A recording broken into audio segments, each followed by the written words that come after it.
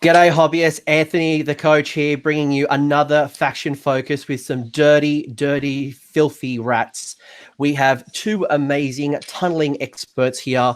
We have two guests. The first one I'm going to introduce is Dan, the Grey Seer Danquol Brewer. How are you, Dan? I'm good. How are you?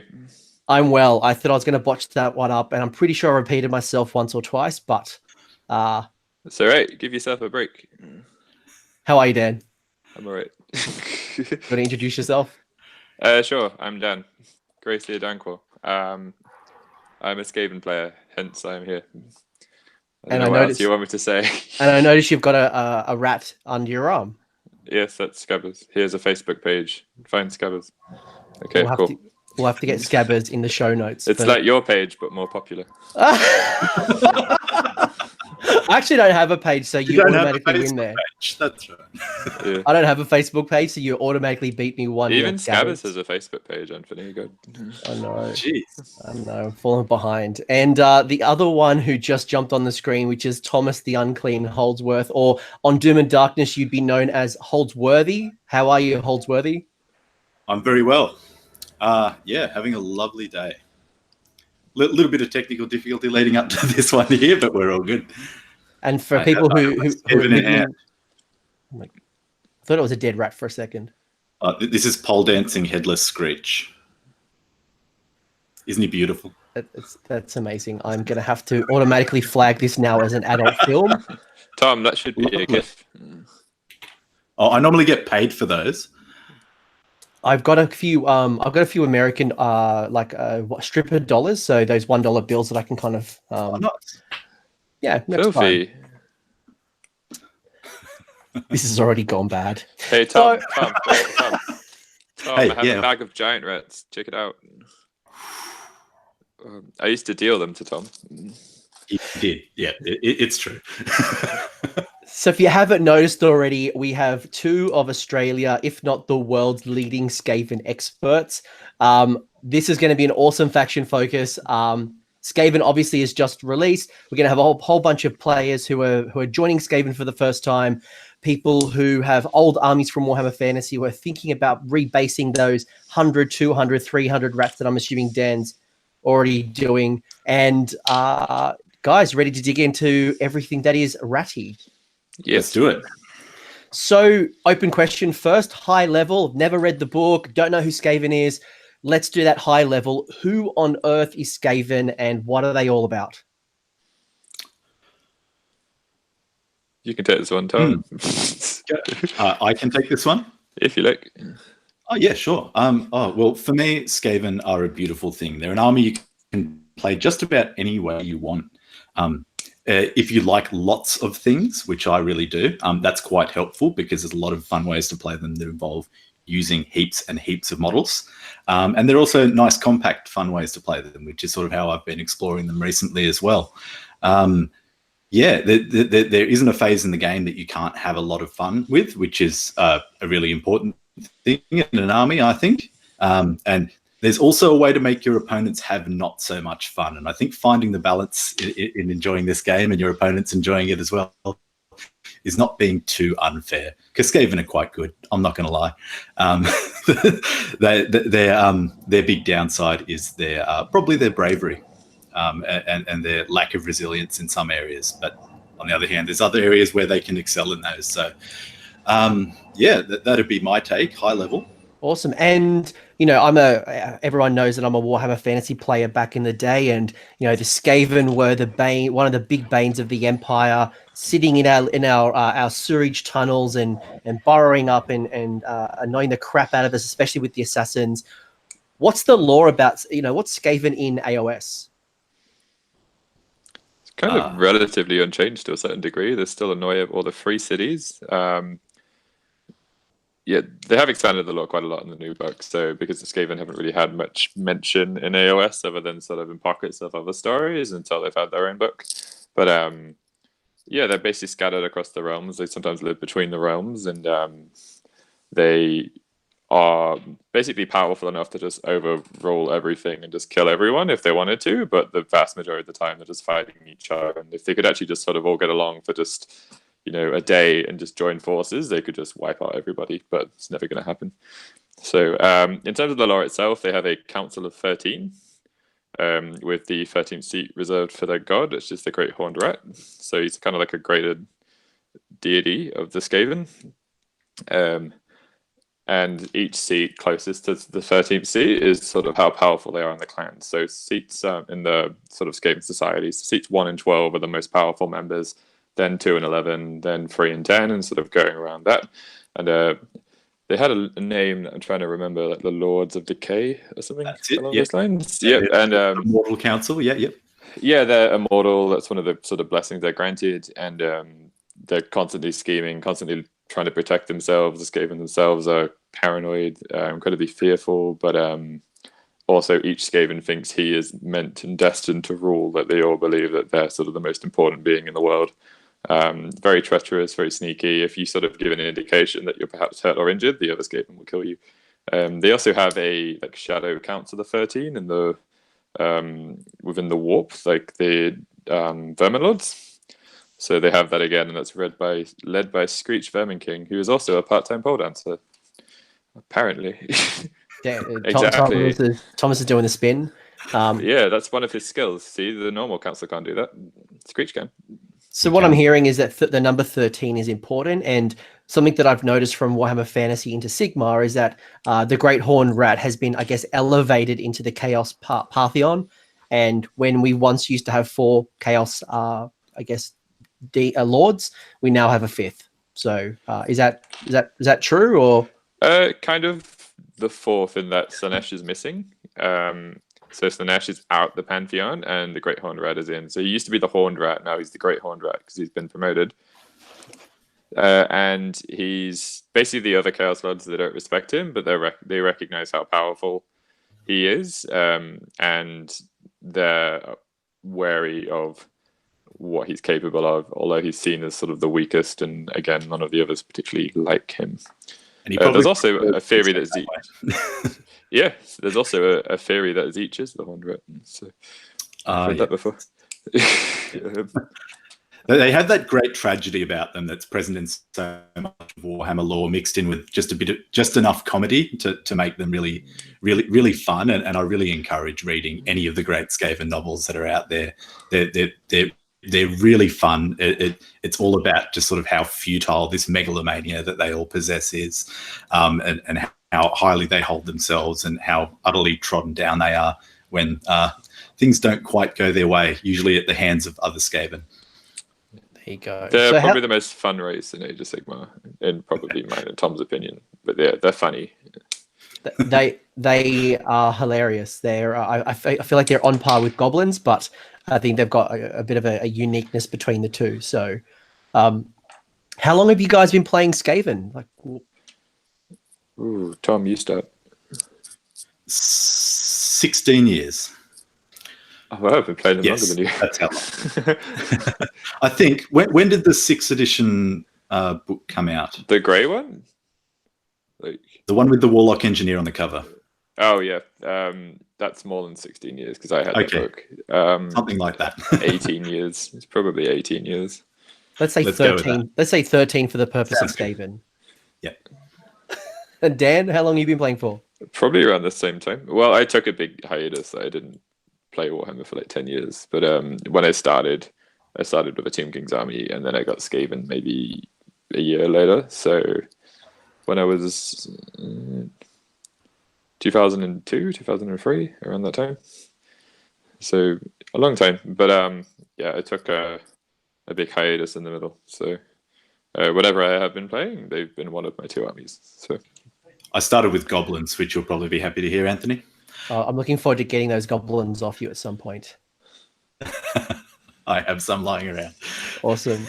So what attracted you both to Skaven? So if I'm watching this video and I've never played Skaven before, and I'm like, oh, this new book looks fun. Like, what's attracted you to this army? Well, we've been playing them already, so the book itself isn't, I guess, the selling point, because we've been playing them for such a long time. But sell it to me as if I'm a new person. Like, what's Skaven all about, and like, what attracted you to this army? they're just super funny. Like their gameplay, they've written it into their rules that their ability to kill themselves is just very, very high. Their life is cheap. They just have like a weird hierarchy, the sort of lead from the back mindset of you put all of your lesser underlings in front, and then the further back in the army, the more important things get. That sort of principle that they kind of play that way too. And yeah, your capacity to just blow yourself up and things to backfire, and it can just make for some really funny games. Even if you're looking for a competitive build, they can be very good. They're one of the strongest armies at the moment, but at the same time, you could build like a really fun themed army, and you could just have a really good time playing them. So maybe the Great Clans is something to go into, Tom. I don't know. Yeah, the background was what really attracted me to them at first. Back in the day, I grew up in a very small town. It was hard to get the old White Dwarf magazine. There'd only ever be like 2 issues in the news agency every month, and I missed one because someone else bought, well, the one that I didn't get, and it was the one for when that Skaven army book came out. And I basically wrote to Games Workshop and it was like, can I get a back issue? And they sent me one along with that one, along with a gift voucher for some free stuff, and that was enough to get my first Skaven army. So that's where I kicked off. I owned a pet rat at the time as well. But I went into Clan Eshin, which I actually haven't touched in Age of Sigmar yet, and I know Dan's played a great deal with them.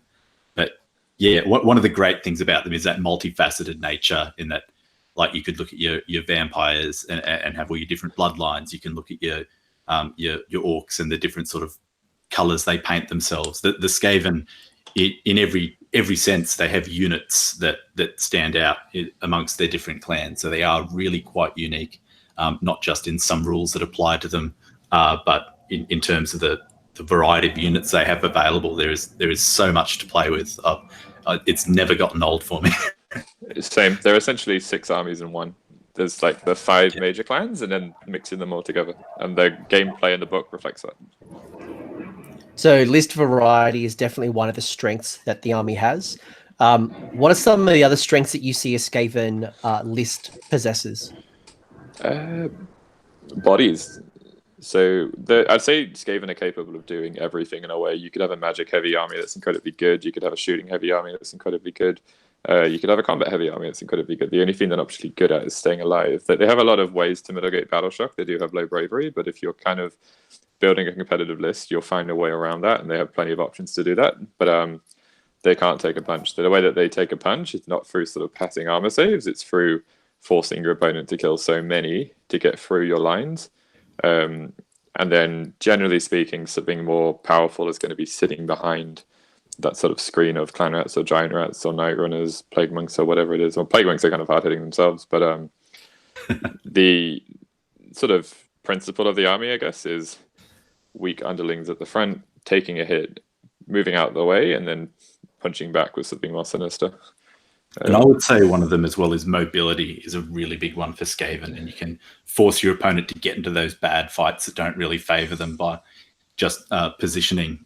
Everything is basically faster than like your base foot units in other armies, except for other things that are base movement 6, but they've got lots of stuff that's unexpectedly fast as well. Deceptively fast. Yes. The retreat and charge and the clan rats, they're probably the best repositioning. And a lot of people think skinks are. I disagree. I think Skaven clan rats are probably the best in terms of mobility, the best infantry in the game for a large unit. No matter how many tricks I put into my army, it's usually the clan rats that end up winning it for me. Yeah, I took them to a tournament not long ago, and the clan rats was why I won. So. Yeah. Not the sole reason, but one of. Yeah, they helped. They did help. Symbolic in a way. The way that I won the last game of that event was by tying up some units for clan rats and then using the other units to kill them. So that's it. Yeah, their ability to pull the trigger and just deal damage is vastly increased with the new book, but their ability to kind of shut you down and limit your opponent's ability to move around you—that's something that they've always been good at in Age of Sigmar. So you guys have talked a lot about the strength. So, mobility, it's a utility knife kind of army. You can build it the way you want to build it. What about the weaknesses? Like, what do I need to know as a player? What aren't we good at from a Skaven point of view?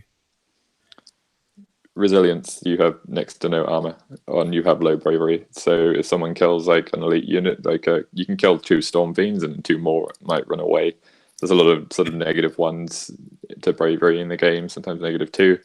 So you might kill 2 Storm Fiends and the other 4 might run off. Like things like that. But there's ways around that the army is designed to be able to deal with that. But you can't take a punch, and you won't stick around. They have killing yourself. Yeah.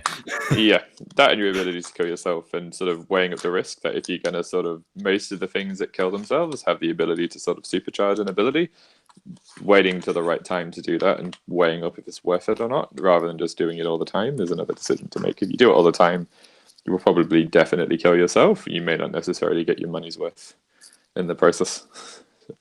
So is there a high degree of randomness, or is it this whole ability of supercharging and powering up your shooters or things like that has that degree of killing yourself? Depends how you play, because they can be a very reliable army. Like, I always look for reliability when I build lists, and I think you can make them incredibly reliable with certain builds. Depends how you choose to do it. If you have like a weapons team heavy list, then odds are you will kill yourself with most of your weapons team at some point. They may or may not take out something worthwhile. Some of the artifacts and some of the spells can sort of hurt you as well. It's kind of how I build around it, but the cost of that is it makes them hit so much harder and so much more reliably that it's usually worth it. Depends on your build. I guess the most swingy thing is probably the Warp Lightning Cannon, which is an ability to charge itself if there's an engineer or a bombardier nearby, just to do twice as much damage potentially, but there's also a very good chance it kills itself, and it may or may not be worth it. It's that's a random one, but it has that. I haven't killed one on the first shot yet. So I have. I blew up the Doom Rocket a couple of times. The first 3 times I've had the Doom Rocket, I died. The cannon is probably the most swingy thing in the army. I think just looking at you both there, you're probably killing yourself at times. So if you're someone who looks for reliability, there's builds, but definitely you've got to be able to laugh that things sometimes don't go your way, and sometimes you kill yourself. And some people might get really frustrated that this was the key part of their strategy, but it sounds like, I know, that. Yeah, yeah, you're going to kill yourself at some point. So be prepared. But there's obviously there's big payoffs as well. So yeah, and it's often a calculated risk you can take. That things aren't inherently risky. You can choose to take risks, and it's so fun and so often worth it to do it. Yeah, and it really just leads to fun, if we call it that. If killing yourself, if removing models is fun, if rolling dice is fun, then one way or another it's going to happen. Yeah, and I have that with Fanatics. Fanatics roll a double on their charge and they kill themselves. And all you can do is laugh. Squig rolls a double 1 for its random move.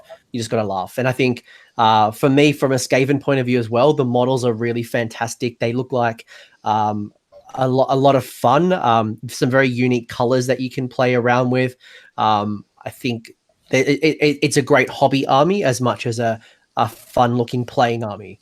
Definitely. So, Tom, what do you get for being Allegiance Skaven as opposed to like a mixed Chaos Force? Right. You get quite a lot. So one of the first ones, as Dan pointed out, is that they're not as not brave as they first appear, because we have some low bravery characteristics in the army. But when we get to the larger units, for every 10 models, you gain 2 points in the battle shock phase rather than just 1. So it means that those low model count units with low bravery stay low bravery, but the big hordes do tend to stick around until they take a fair bit of a hit. Further from there, you gain bonuses to your hit and wound rolls based on the number of models in your units as well. That used to sort of just be within the rules for clan rats, but now that's been applied to everything across the army, just dependent on how many models are in your unit. And then each of the clans has some unique allegiance traits as well. Awesome. And you've also got a spell law, you've got an artifacts law, and you've also got some random holes you can put down. The Nar hole. Yes, they're lots of fun. I still need to paint the scaffolding on mine, but Dan's look absolutely beautiful. Thanks. What are the Nar holes other than really nice looking terrain pieces? They are, for you, they count as arcane, and for your opponent, they count as deadly. But they're kind of there as also as for teleporting, so moving around the board. So you can use them to kind of like, I'll sometimes put one of my deployment, one of my opponents, I'll hook 20 clan rats around it. So I'm like, if you move away from it, I'm going to grab your objective, that type of thing. So just forcing your opponent to stay back from it. The other thing is you can kind of put two near each other, or you could put all three in your deployment zone, which I've done before, just to have 3 pieces of arcane, just to boost your magic. So they're pretty good. They're pretty reliable. They're deceptively larger than they first looked in the box art. Like if you've actually seen them in person, they're quite big models, but they have to be around the edge of the board.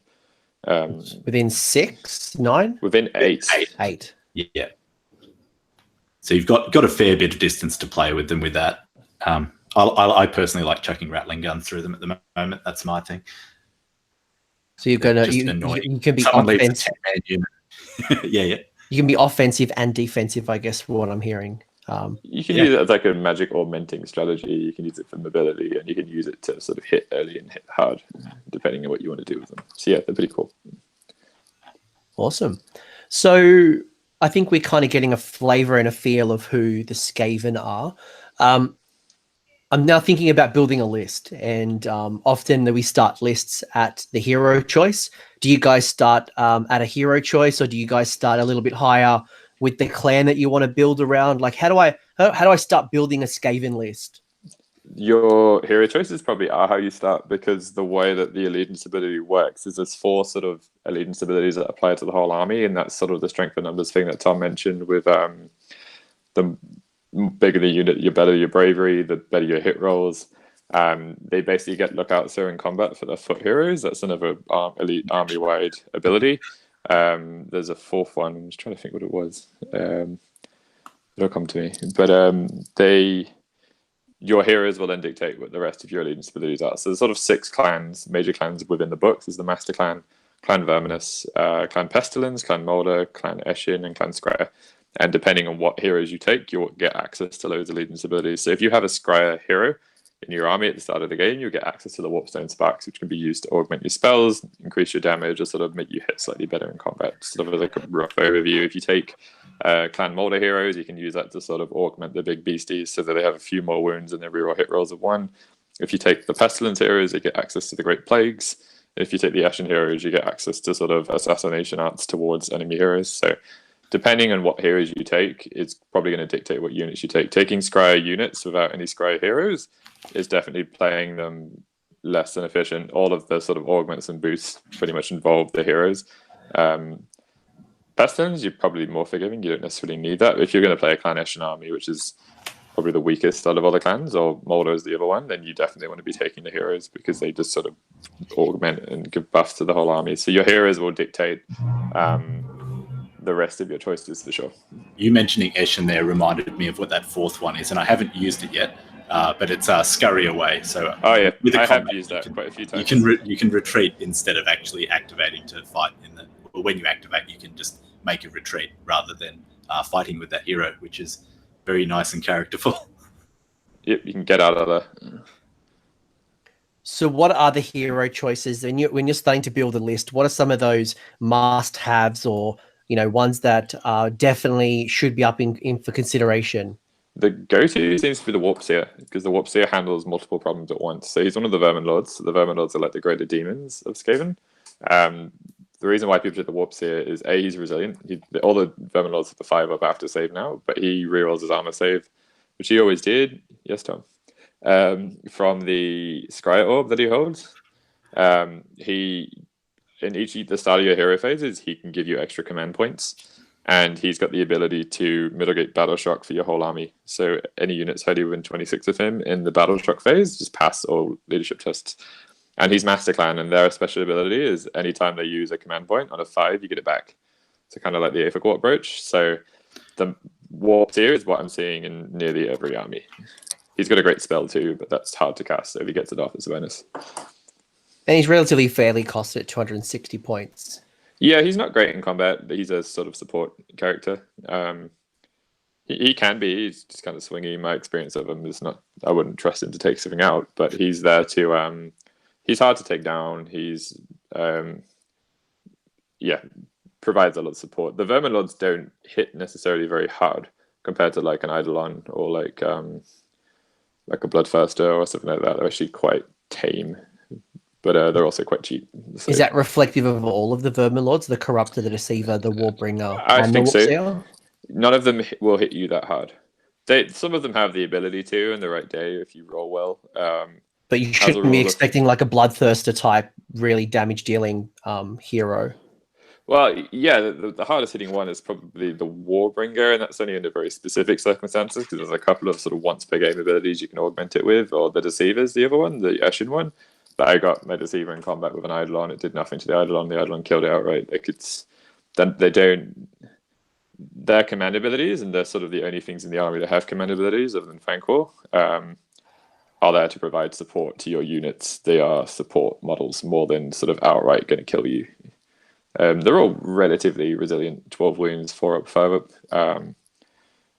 But the magic might be how they deal the damage. In the case of the Corruptor, he's completely crap in combat, but his spell is capable of taking out a big horde unit if you can get close enough to him. So depends. In the right fight, in the right sort of mission, I'll just run my Vermin Lord forward and get into combat as soon as possible to tie things up. It's just turn games with a 12-inch move is the big thing on them, just because they are resilient and not expecting them to necessarily kill anything, but stay alive with some mates nearby.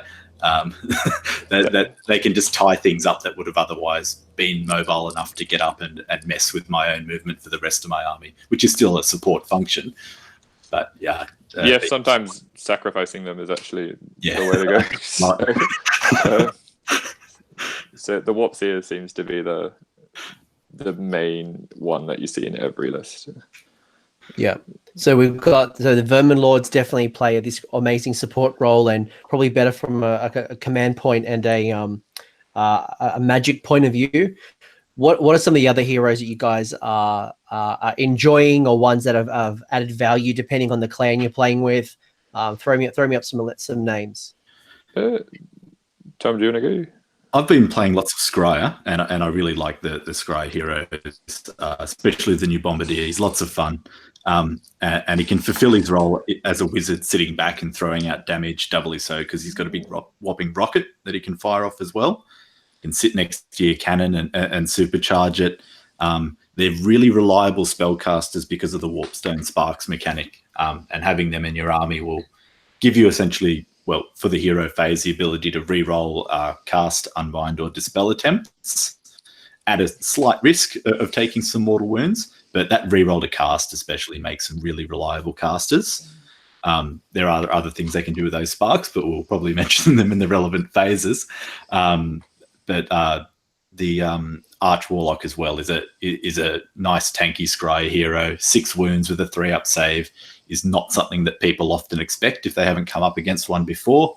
I've run one with the Ethereal Amulet. I've run them just flying around with Mystic Shield and staying in cover, and they're always a pain to shift, and they can do a surprising amount of damage in combat, in shooting, and in the hero phase with their spell as well. Awesome. What about some of the things like, Dan mentioned earlier about Danquol on Bone Ripper? Does that play a part in your list? So you guys, like any other ones that kind of stand out to you? The Plague Priest, what do you got? The Grey Seer. You've got so many options. There's a lot of choice. If you're building a themed army, if you're playing Mulder, you're going to have at least 2 Master Mulders. If you're playing Eshin, then I'd imagine a Deceiver is going to be in there because his command ability fits the army so well. The Assassin for the formation is great too.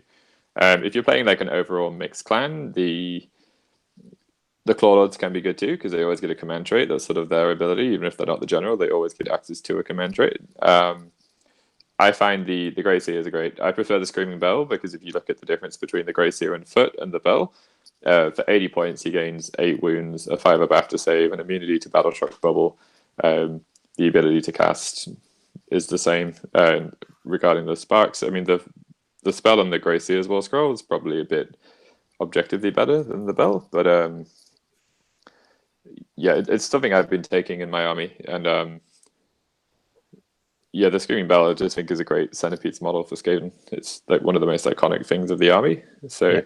That and the Doom Well are definitely iconic. And I know when we played last, you know, I was surprised to see that the Screaming Bell gets Look Out Sir. it does. This big bell and being carried around by Skaven, yet if I shoot at it, it's a -1 to hit this amazing piece of wood. But it always had that. It's more that it gets in combat now. It can't retreat unless there's models around it, though. So you can pin it down and immobilize it if you kill everything around it. Yeah, that's one glaring weakness for that and the Plague Furnace is they literally need to have models nearby to move in any way whatsoever, including piling in, retreating, actually charging when you move up, and then forget that you put yourself too far out to make the charge, or you charged with the unit that was meant to be pushing them first. And Pestilens don't necessarily want to be waiting back for the furnace, so that can be disadvantageous to them. So the bell, I think, is more useful because a lot of the Scryer stuff is quite frail, but hits incredibly hard. Having a Screaming Bell nearby is battle shock immunity, and it just seems to again offer you some reliability. I think that's kind of the engineers are almost must-haves if you want to build a competitive list, because Scryer hit harder than anything else in the army. Objectively, in my opinion, you could argue Plague Monks, but I kind of think Scryer's got the ability to outdamage them and be kind of more and do it safer. Yeah, they can do it at range, which is a great thing. Yeah, and if you want to do that, you need the heroes. If you're facing a Skaven army and you have the ability to kill the engineers early from the other side of the board, you will probably take away 75, if not 80% of the damage from the list. You will significantly reduce how hard Skaven will hit you if you kill these little foot engineers. Yeah. So that's important. It's going to make everything around them weaker because of the way they can use their sparks to add 1 to the damage output of their ranged weapons. And the spell, the more warp power spell, is the go-to spell in the army book. It makes everything reroll hit and wound rolls. The command trait I've been personally taking is pick a Scryer unit within 12 at the start of the shooting phase, reroll all hit rolls. And the artifact I take is +1 to hit and charge. The next turn you take D3 models. And so no, I've had like if you give an example, Plague Bearers are sort of famously hard to shift. I played Nurgle like a couple of weeks ago. I had +2 to hit against the Plague Bearers, which cancelled out the -2 to shoot. Because I had the Vigor Dust and there's 10 in the unit, so Acolytes got +1 to hit against them. I rerolled all my hit and wound rolls. I killed all 30 outright with 1 volley of shots. They can, but if you'd kill the engineer, there's no way. So if you want to beat Skaven, kill the engineers. If you can't kill the engineers, you're going to struggle. So opponents kill the engineers and go for those characters. For players who are playing Skaven, protect them with everything you've got, because it sounds like they're absolutely the cornerstone of a Skaven list. In terms of damage, definitely. Yeah. A mention on our actual army composition there, as we were talking about Grey Seers, one thing to point out there is that when you're building an army, you can unlock certain units for the clans as battle line, replacing your clan rats as your battle line unit, because they all need to have the appropriate clan keyword. But the exception there is that if your general is a master clan unit, and that covers the Warp Seer, the Grey Seer, the Screaming Bell, and of course Danquol himself. Screech and the Warpnor as well. And Screech as well, and of course the Forge World Warpnor. They can all be in your army for a little bit of a different type of magical support. Oh, there he is. Yep. And then you can still take your sort of specific clan army around them. So I think if I summarize the list building around leaders, the leader choices, it sounds like there's a lot of great leader choices in a Skaven list, but depending on the types of army and the clans you want to be a part of, that's going to really, I don't want to say limit your choice, but if you're looking to optimize a list, you're definitely looking at the ways that the units and the heroes kind of work together in a clan. But obviously there's also this master clan that kind of represents the whole force, that unlocks different features there.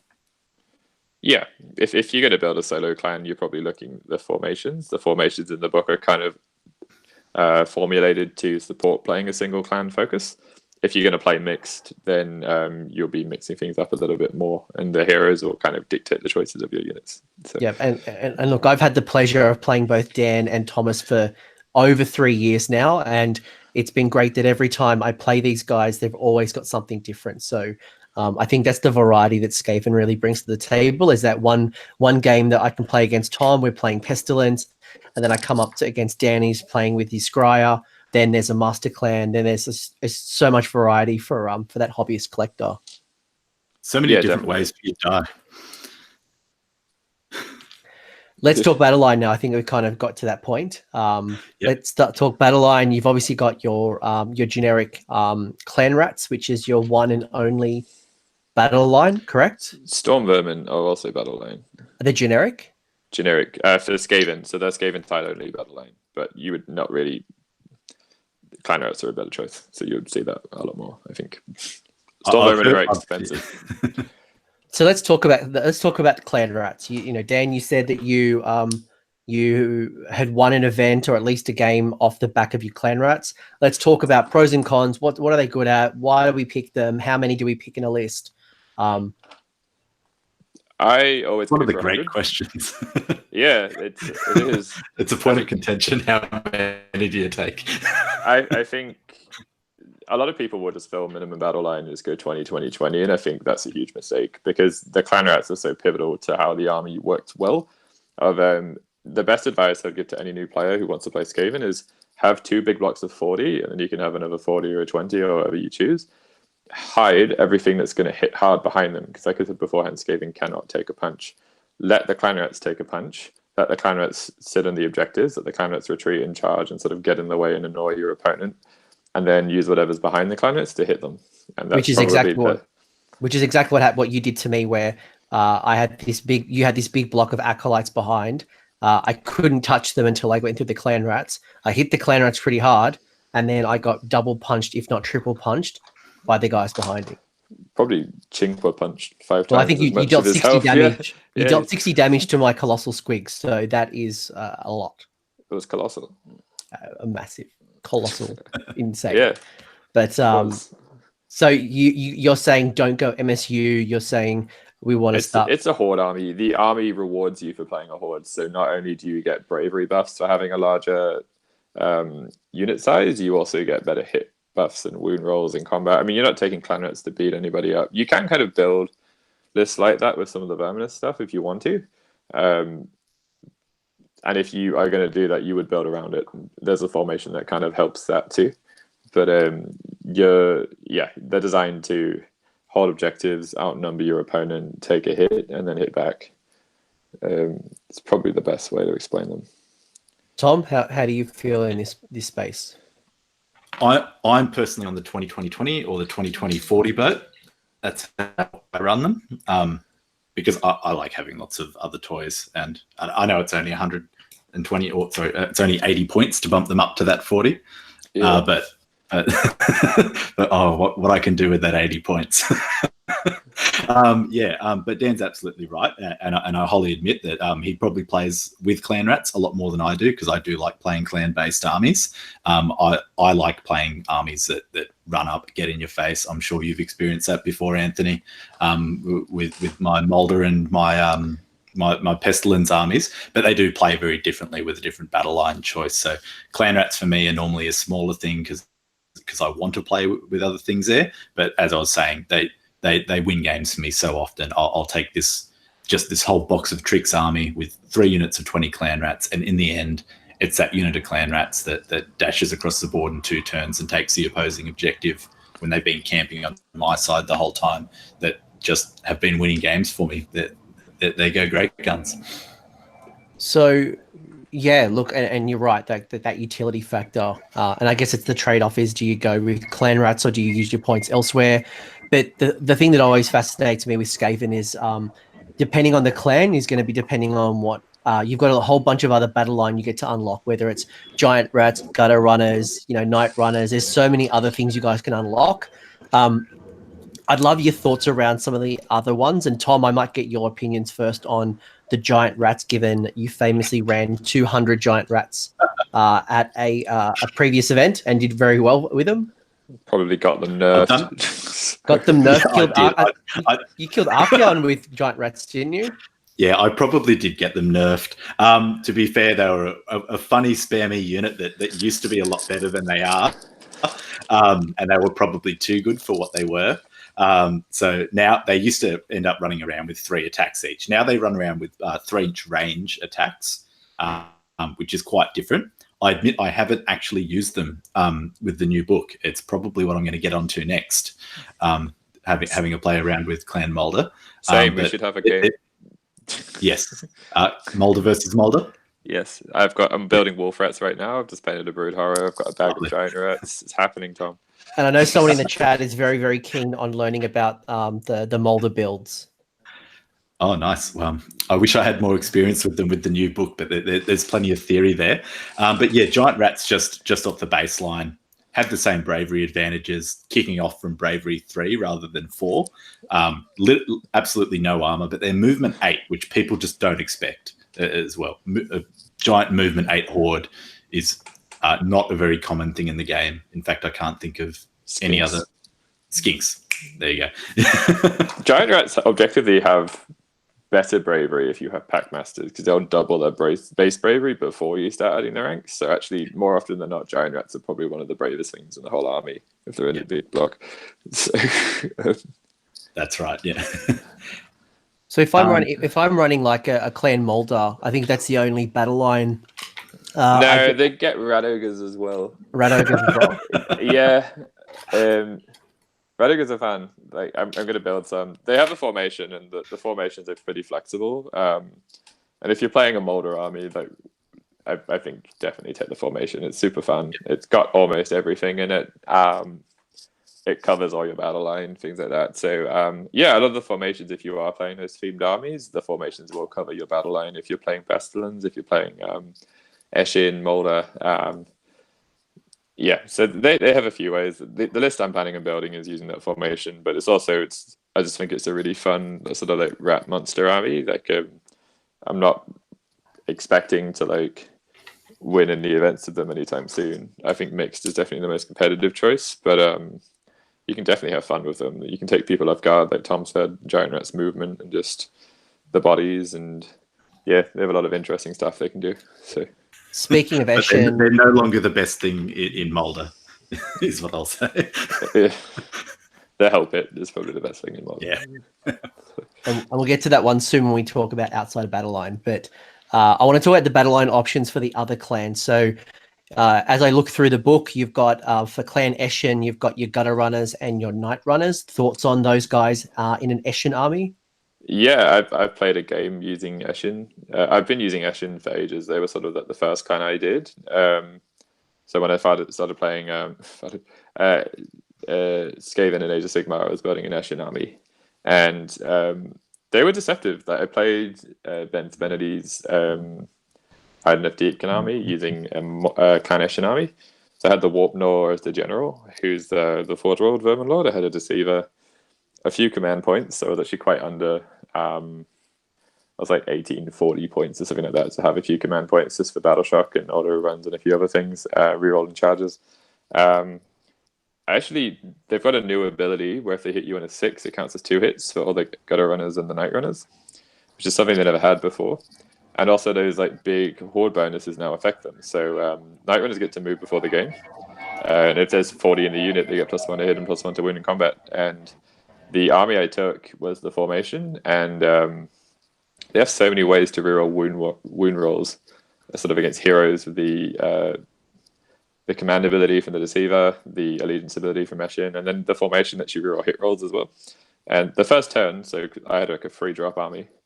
I had 160 shots in my first turn, re-rolling probably half of the wound rolls. I was actually surprised just how much I took off with the shooting before my opponent even got a turn. I reckon there's some sort of light armored, low model count armies that you could probably kill with a Clan Eshin army before they even get going. They definitely have hard counters. They're not the strongest clan, but I was shocked by how well they did when I played a game with them. The Night Runners, the Gutter Runners, they're super fun. They're just really old models. They're still the old Mordheim models. Yeah, I've converted the Night Runners. The Gutter Runners are some of the I still like them, even the metal, but I use the Blood Bowl models to convert gutter runners. You can make a really dynamic, cool unit of gutter runners using that. So they're very fun and themed army. But yeah, they're really good. The Night Runners are really good. The Gutter Runners are really good. But I would say probably stick to a pure Eshin army if you want to make the most of them. So I'd probably go full Eshin or no Eshin. It's probably the best advice I would give somebody. I don't know. That's great advice. And I want to ask Tom's advice for Pestilence, which I know we've played a few games with your Pestilence. And should you go Pestilence, you've got your Plague Censer Bearers and your Plague Monks that become Battle Line. Yep. Thoughts? Do we like them? Is it worth it? Should I go to Clan Rats? I love them both. Plague Monks, in my opinion, are still the best ones. But you can get your rend and a bit of extra range and bigger bases out of Censer Bearers. And I'm sure Dan will throw some other points in there, but I'll talk about the Plague Monks. They've got more attacks than they ever did before. They've got more attacks? They've got more attacks. Oh, Anthony. God. I'm sorry. I'm pretty sure in a video before I spoke about my hatred of Plague Monks, and now there's more attacks. That's racist. I don't hate. I'm not racist. I hate all Plague Monks equally. Both. More attacks. Yeah, but there's so many of them. It's just like a little bit of hate each. So and they have buffs to their hit and wound rolls if they're in a big unit now, which they never had before. So now Plague Monks are actually better in Skaven than they are in Nurgle, which wasn't. Do they still cause -1 to your charge rolls? No. We were both very sad about that, and we're still ignoring it. So we get +1 to charge rolls instead. I can stop having flashbacks of my Warhammer TV debut where my 3-inch charge became 4 and I failed with a buffed up dragon. People, I did this so many times with Plague Monks. It's so funny. Yeah, I've been running Plague Monks with Cogs just for great fun for +3 to your charge because they've got a musician that'll give that to you as well. Their weapon profile with the staves has gotten better. So they have 2 separate weapons, and when they charge, they get a bonus attack for each of their weapon profiles, and it just used to be their blades. The blades used to be more reliable because they got rerolls to hit, but that's what our command ability from the Corruptor gives us now. So you can have that unit charging in with what are we up to? 7 attacks with the right with a bit of Skaven brew mixed in there, and rerolling to hit. 7 on the charge. Yeah. Holy 6 used to be crap!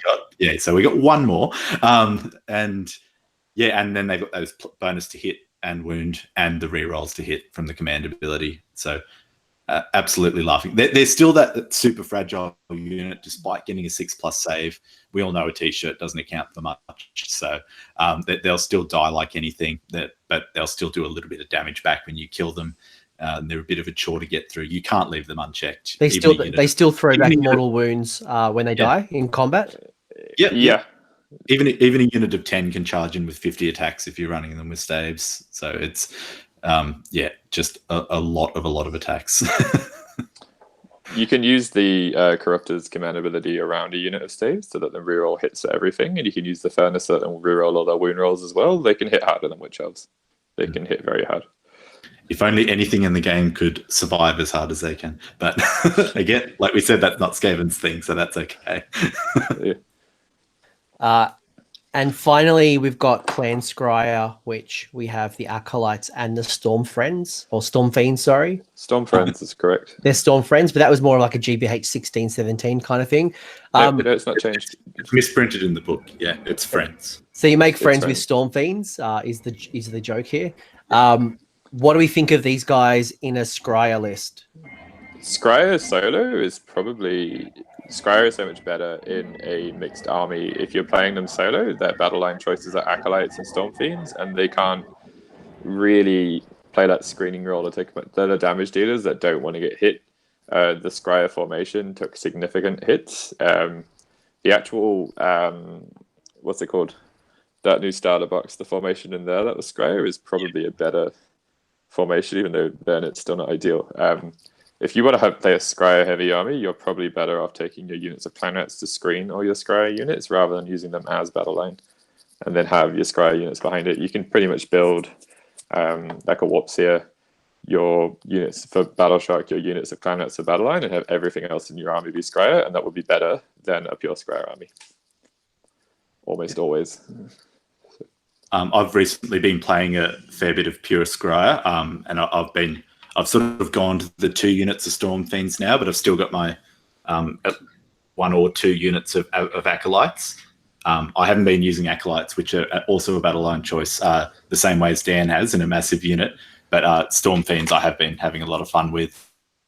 Again, not that screening role, but I've been jumping them through the gnaw holes to rattling gun things up the back. I've been simply just getting up there to hold things up because one of the few things with a 4+ save in the army and still a same number of wounds or close to as a clan rat unit, they'll stick around for a little while. Just that bravery problem is the main one for them. They won't obstruct your other units the same way the cannons will. You can run around them. True, the main sort of difference. But yeah, other than that, I agree. Has there been any changes to Storm Friends and their weapon kitting out in the new book? Yes. If you look at them objectively compared to what they were before, the Warp Firethrower spam and the Shot Gauntlet spam is sort of exploiting the old 6+ rule that used to be in the game that they're sort of slowly eradicating. Was a thing, and the Warp Firethrower, I think everyone who's been playing a while has seen the old Goutfire Scorch formation that I've publicly said before I thought was stupid, and I'm glad it's gone. But they are objectively worse on paper, but they're actually far better. Their damage potential is probably better than it's ever been if you look at them.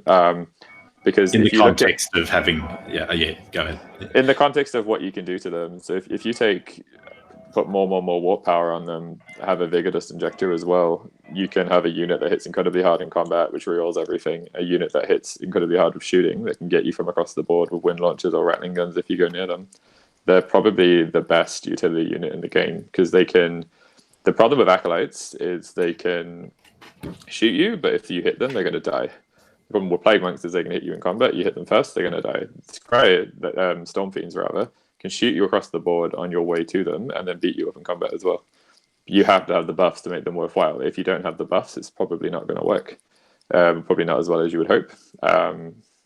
I've used them a couple of games now, and they did great. I think they're better than they've ever been. But again, if you read the War Scroll in isolation, they objectively got worse because the changes to the weapons, as you now have to take what comes in the sprue. So basically, each Storm Fiend can be built one of 2 ways. There's 3 different Storm Fiends, and they each have 2 weapon choices. You can't have 6 wind launchers. You can't have 6 shot gauntlets. You have either a Doomflare Gauntlet or a Shot Gauntlet for the sort of combat one with the extra wounds. You have the Rattling Gun or the Grinder Fist for tunneling or for shooting. And you have the Wind Launcher or the Warp Firethrower for the other ranged options. So you have to build around that. I'm finding a unit of 6 with 2 Doom players, 2 Rattling Guns, and 2 Wind Launchers is probably the way to go from a competitive point of view, but you could quite happily just take a unit of 6 with all 6 weapon choices. You could just have a really fun utility unit that you can do a lot of things with. So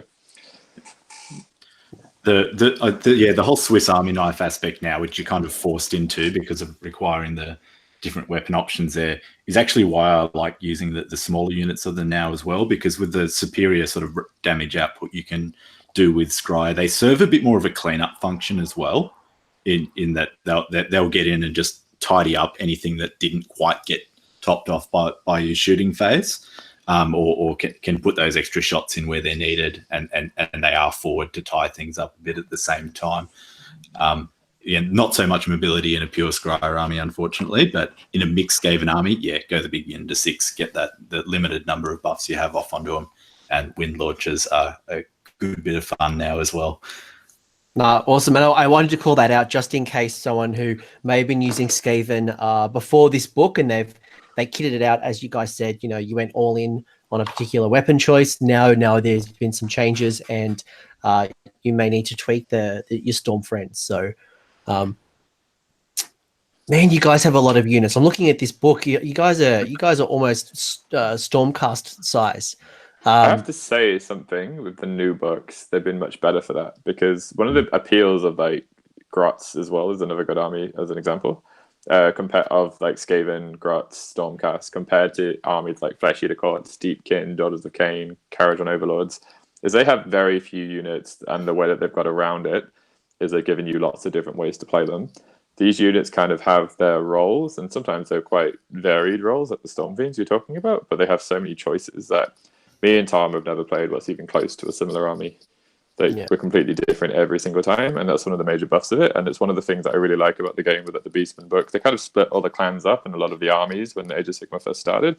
They're slowly putting them back together with like Beastmen, Skaven, Destruction. And that's definitely proving to be the right choice as far as I'm concerned. Like, actually, I've not been a huge fan of some of the other armies they've released. Like I said, not in terms of the armies themselves, but the design of, if you play a Kharadron Overlord army at 2,000 points, they have to have 3 units of Archonauts Company. They have no other choices. They have no other options. And the Skyports are just different ways to use them, or different buffs you're going to give them. That's the only variance between the lists. They probably have the exact same models every time. If you play like an Iden of Deepkin army, you're probably seeing 80% of the same models in every list. Yeah. At least with Skaven, me and Tom can have a game and have no overlap of units. Well, I think, Tom, you're famous for not running the same list twice at different events, right? Yeah, or even practice games. It's just a little point thing of mine, but it's pretty easy to do with Skaven, I have to admit. You could never do that with a Deepkin army. Like, you just can't. Not for the amount of games you've played. Rapid fire round on Battle Line. So you guys talked a little bit about clan rats and some of the maybe the way you build clan rats, and do you go MSU versus maximum? Rapid fire with giant rats. If you're going to take giant rats as battle line, are you going MSU? Are you going big units? What's your preference? I would go at least 2 big units of giant rats. Then probably be chucking in rat ogres because running the battalion is a good idea. And then there are other things you can play with, or you can be ridiculously redundant like me and play 200 giant rats. I just wouldn't recommend it because they're not as spammy as they used to be.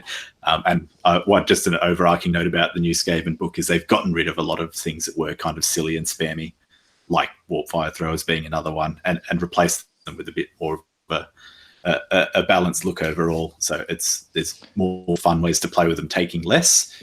I wouldn't take 10 giant rats for any reason though, because they just don't do anything when they're in a unit of 10.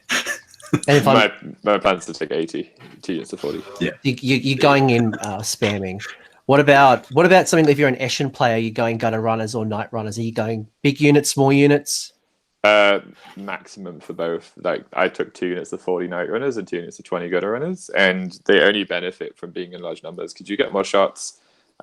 You have to manage the sort of wholly within range from the Deceiver's command ability, but he can teleport across the board. He's pretty quick as well if you want to run him.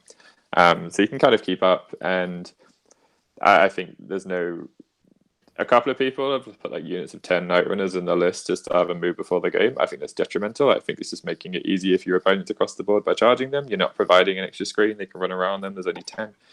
I think that will backfire on you more often than it will help you. But I would always go max units. Yeah. Like I said, I got 160 shots, and that's because each unit has 40 shots each, from 2 big units of 40 night runners and 2 big units of 20 gutter runners. And if the gutter runners still tunneling inside the board, so if you're kind of coming from each side, you can only really fit 2 units in anyway. So I would take both. Don't take one or the other. You could argue with Pestilence taking Plague Monks. You could take just Plague Monks and have no Sense Bearers, although I like to take Sense Bearers. But I still have way more Plague Monks than I do Sense Bearers. So, would you go MSU, or are you going bigger units? Big units. Big Skaven rewards you for playing big units. The clan rat one, I understand like sort of Tom's argument, like this is just our different opinions. No one's right or wrong, but there's a reason to maybe for Squire and for like mixed or verminous. Well, maybe not a verminous army, but there's reasons to do that. Whilst I don't think there's really any benefit in Eshin or Pestilence not maxing them out. The other thing with Pestilence is you only get the command for every 20 models in the unit. So if you want to take the full command and get the most of all their abilities, you have to have a unit of 40. If you have 30, you can only have 1 musician and 1 standard bearer. And they have 2, which are both really good. So the same with the night runners. I think if you're taking less than that, you're really not making the most of them. They're crap enough as it is. Why make it even harder for yourself by going so far? What about Squire with? Cause obviously we've got 2 different units here. We've got the Acolytes, which is do we go MSU or do we go big blocks? I still think big blocks. I've gone like a large unit of Acolytes. The tournament. I guess it's kind of big. you can kind of. You're saying that I'm building wolf rats now. I never knew that wolf rats had balls. They all have balls. I'm like tempted to like just castrate them. Yeah. And just, Have you seen like male rats in real life? They have the most enormous balls. Yeah. Cut them off and make them objective markers. Yeah, but the wolf rats, they literally just have. You won't be able to tell. All of them have it. All of them. Yep, I can Right see in your it. face, Anthony. Have a look. I love those miniatures. Yeah, I was like, okay, someone's made an active choice to include this. I'm here painting Slanesh, and they approve. I'm sure they do. And what about our storm friends? Are we going units of 3, 6, 9? What's a good choice? I like 6, but if you're playing a full Squire army, then 3 is justified for filling your battle line. Yeah. If you're just having like a mixed army, then because the buffs affect whole units, you can go MSU, I guess, but more weapons teams is probably the best way for like an MSU approach, rather than the Storm Fiends themselves. So I would go for 6. And you mentioned earlier there's obviously a risk of battle shock with some of those guys, so just keep that in mind if you're going larger units. Yeah, you also should be not battle shocking unless the game's gone horribly wrong for you. So a big part of your list building should be how you're going to not battle shock. The easiest answer to that is the warp seer, and that's what you're seeing everywhere. Yeah.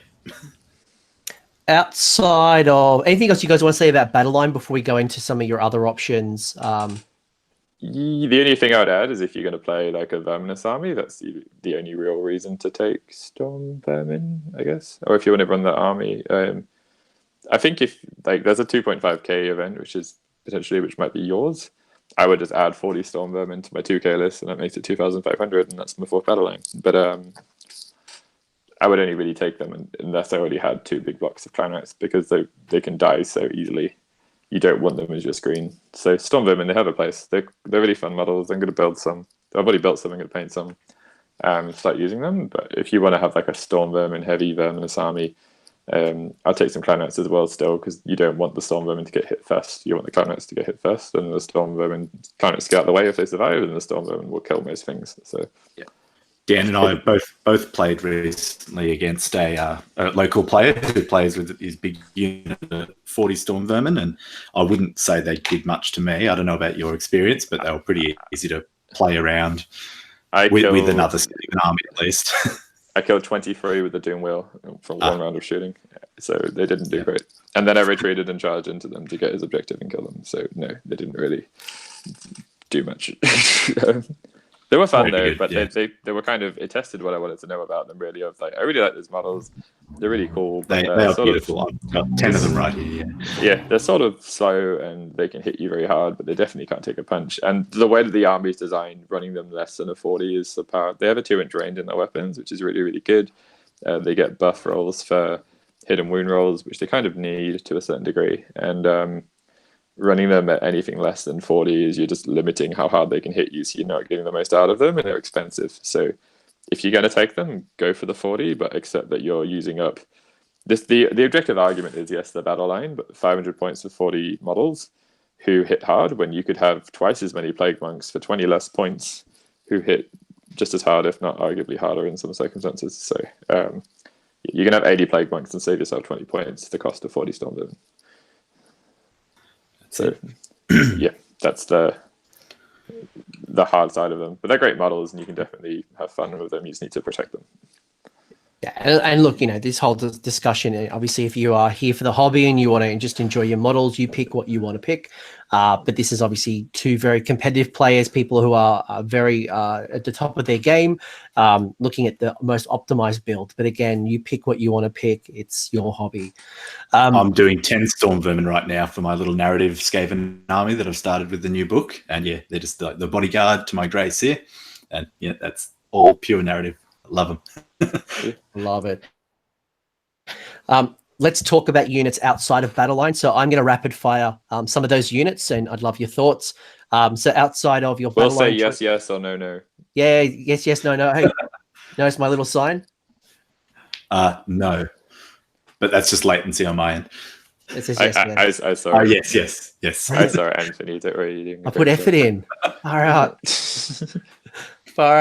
Putting some love in, despite the amount of horror stories I've had with Skaven. So, working backwards, you've got warp grinders. They can be. Mm. They've got a good sort of, because the no holes for Alpha Strike your opponent can block, and they can kind of dictate what's going to hit them. So if you want to send like Storm Fiends or like a Rattling Gun or something through them that has like a 12-inch range, your opponent can either block you off entirely or decide what's going to get hit. A Warp Grinder can be a really good way of being like, I'm going to tunnel 40 Plague Monks, I'm going to put cogs on, and there's nowhere safe that I'm going to be able to hit you from wherever I decide to tunnel up. I think the Warp Grinder has a place. Yeah, absolutely. There are also...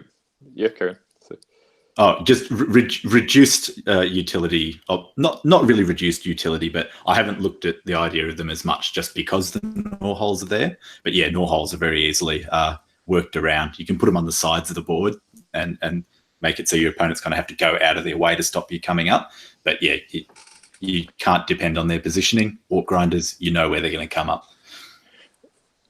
Warp fire throwers? They're good. They just increase. If you're going a lot of weapons teams, they just sort of drive your drops really high, and you lose the. Depends if that's important in your list. You'll know already. The Warp Fire throwers are potentially great, potentially useless. There's some opponents where they're just sort of not going to do much, because in order to get the most out of them, they need to be in range of most of the unit. And because they're so slow and easily avoidable, you can tie people up with clan rats and then come up behind with the Warp Fire thrower, but even then you might not be in range to really hit something hard, and they're completely useless against characters and big monsters. And so if they have a place, it's just they're not good against everything. Yeah, they're not the sort of hero killers they used to be. They're more of an anti-horde unit. I've used them a couple of times. That they've got a neat little ability now, which is quite risky, to roll 2 dice for every model in range. So it's like odds are a mortal wound on every model in 8 inches. But then there's 1 in 3 chance they'll die. And unfortunately, I've only been playing against like Nurgle Blight King armies and things every time I've used them, so they haven't been so useful for me. They're potentially useful, potentially useless. So it depends. And fragile. And there's other things that can be anti-horde. Acolytes can be anti-horde. Plague Monks can be anti-horde. The Verminoid Corruptor can be anti-horde. The Grey Seer can be anti-horde. There's other anti-horde options that are kind of objectively more useful.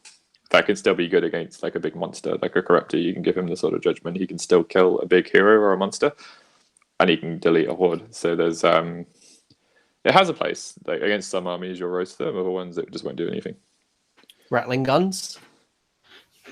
Love them. I've been using them quite a lot, and the ability to double their damage, or like make them 2 damage instead of 1 with your Warpstone Sparks, is absolutely gold.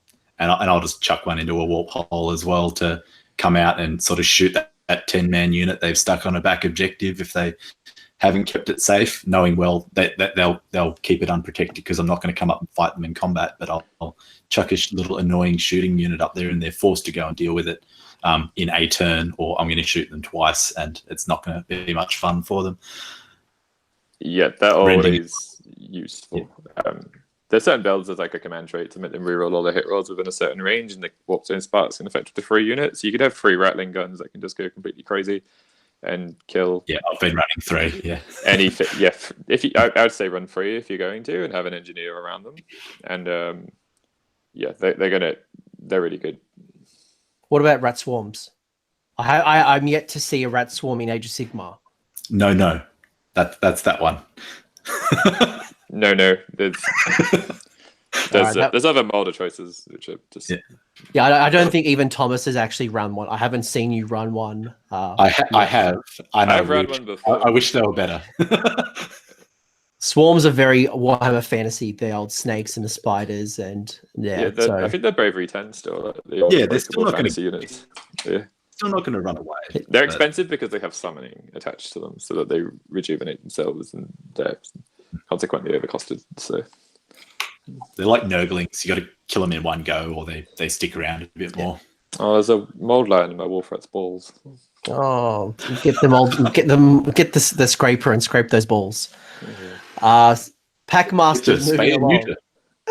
Pack Masters are great. They're really good. There's like a holy within buff. Yeah, you can use the things catcher to scrape mold lions off balls with them. They're a part of the Mulder formation, and so what I'm looking for is 2 master molders and a unit of pet masters, and that should be kind of doubling the bravery of everything around you and giving them +1 hit. in this sort of AoE bubble to sort of run behind giant rats and things like that. So yeah, I think Packmasters is worthwhile investment in a Mulder army for sure. Yep, absolutely. Yeah, they could potentially be some bravery mitigation for if you're using a big unit of Storm Fiends as well. They're not too expensive. They're the same points as it used to be for a single Packmaster, but instead of being a 1-3 wound model, they're now 3 2 wound models. So they've got twice as many wounds to start with, 3 times as many attacks, and yeah, the only thing they've lost is that they can't channel command points because they're not actually heroes anymore. You can run 84 of them in a 2K army, which I still need to do one day. Only Thomas Holdsworth would think about running a ridiculous amount of Packmasters. And no packs. Yeah. Oh, you did 3 units of giant rats for that. Those units of 10 that I said I would never use. Radogers is your battle line. Oh, yeah, yeah. It's worth noting that the Forge World stuff is Mulder as well. So I'm building Wolf Rats right now. What they're working on right now. Yeah. The and for the purpose of people who may not have looked at the Forge World range and they've just got their book, what's available from Forge World? You can I have all of them in front of me. You can have a fancy Vermin Lord Warpnoir who hits incredibly hard with Gear Strike. I've used him in my Eshin list and he's been really cool because you can now skittle the other Vermin Lords, and I've got Cogs, so he needs a 4 to charge with a reroll from command points, and he will mince anything in combat. He's an incredible model. I love that model. Yeah, I gave him the command trait because he has to be my general because he's Master Clan to reroll 1s to wound. So he's hitting on 2s. If it's damned, I'm going to take it. So reroll 1s, wounding on 2s, rerolling 1s, Ren 2, 5 damage. He hits incredibly hard. And there's also something that's gone under the radar, like I pointed out to me, is the Forge World have updated their points. But War Scroll Builder and Azir haven't. So the Warpnor Verminor is actually 260 points now. He went down. The Clawlord and Brood Horror went down to 160 points as well.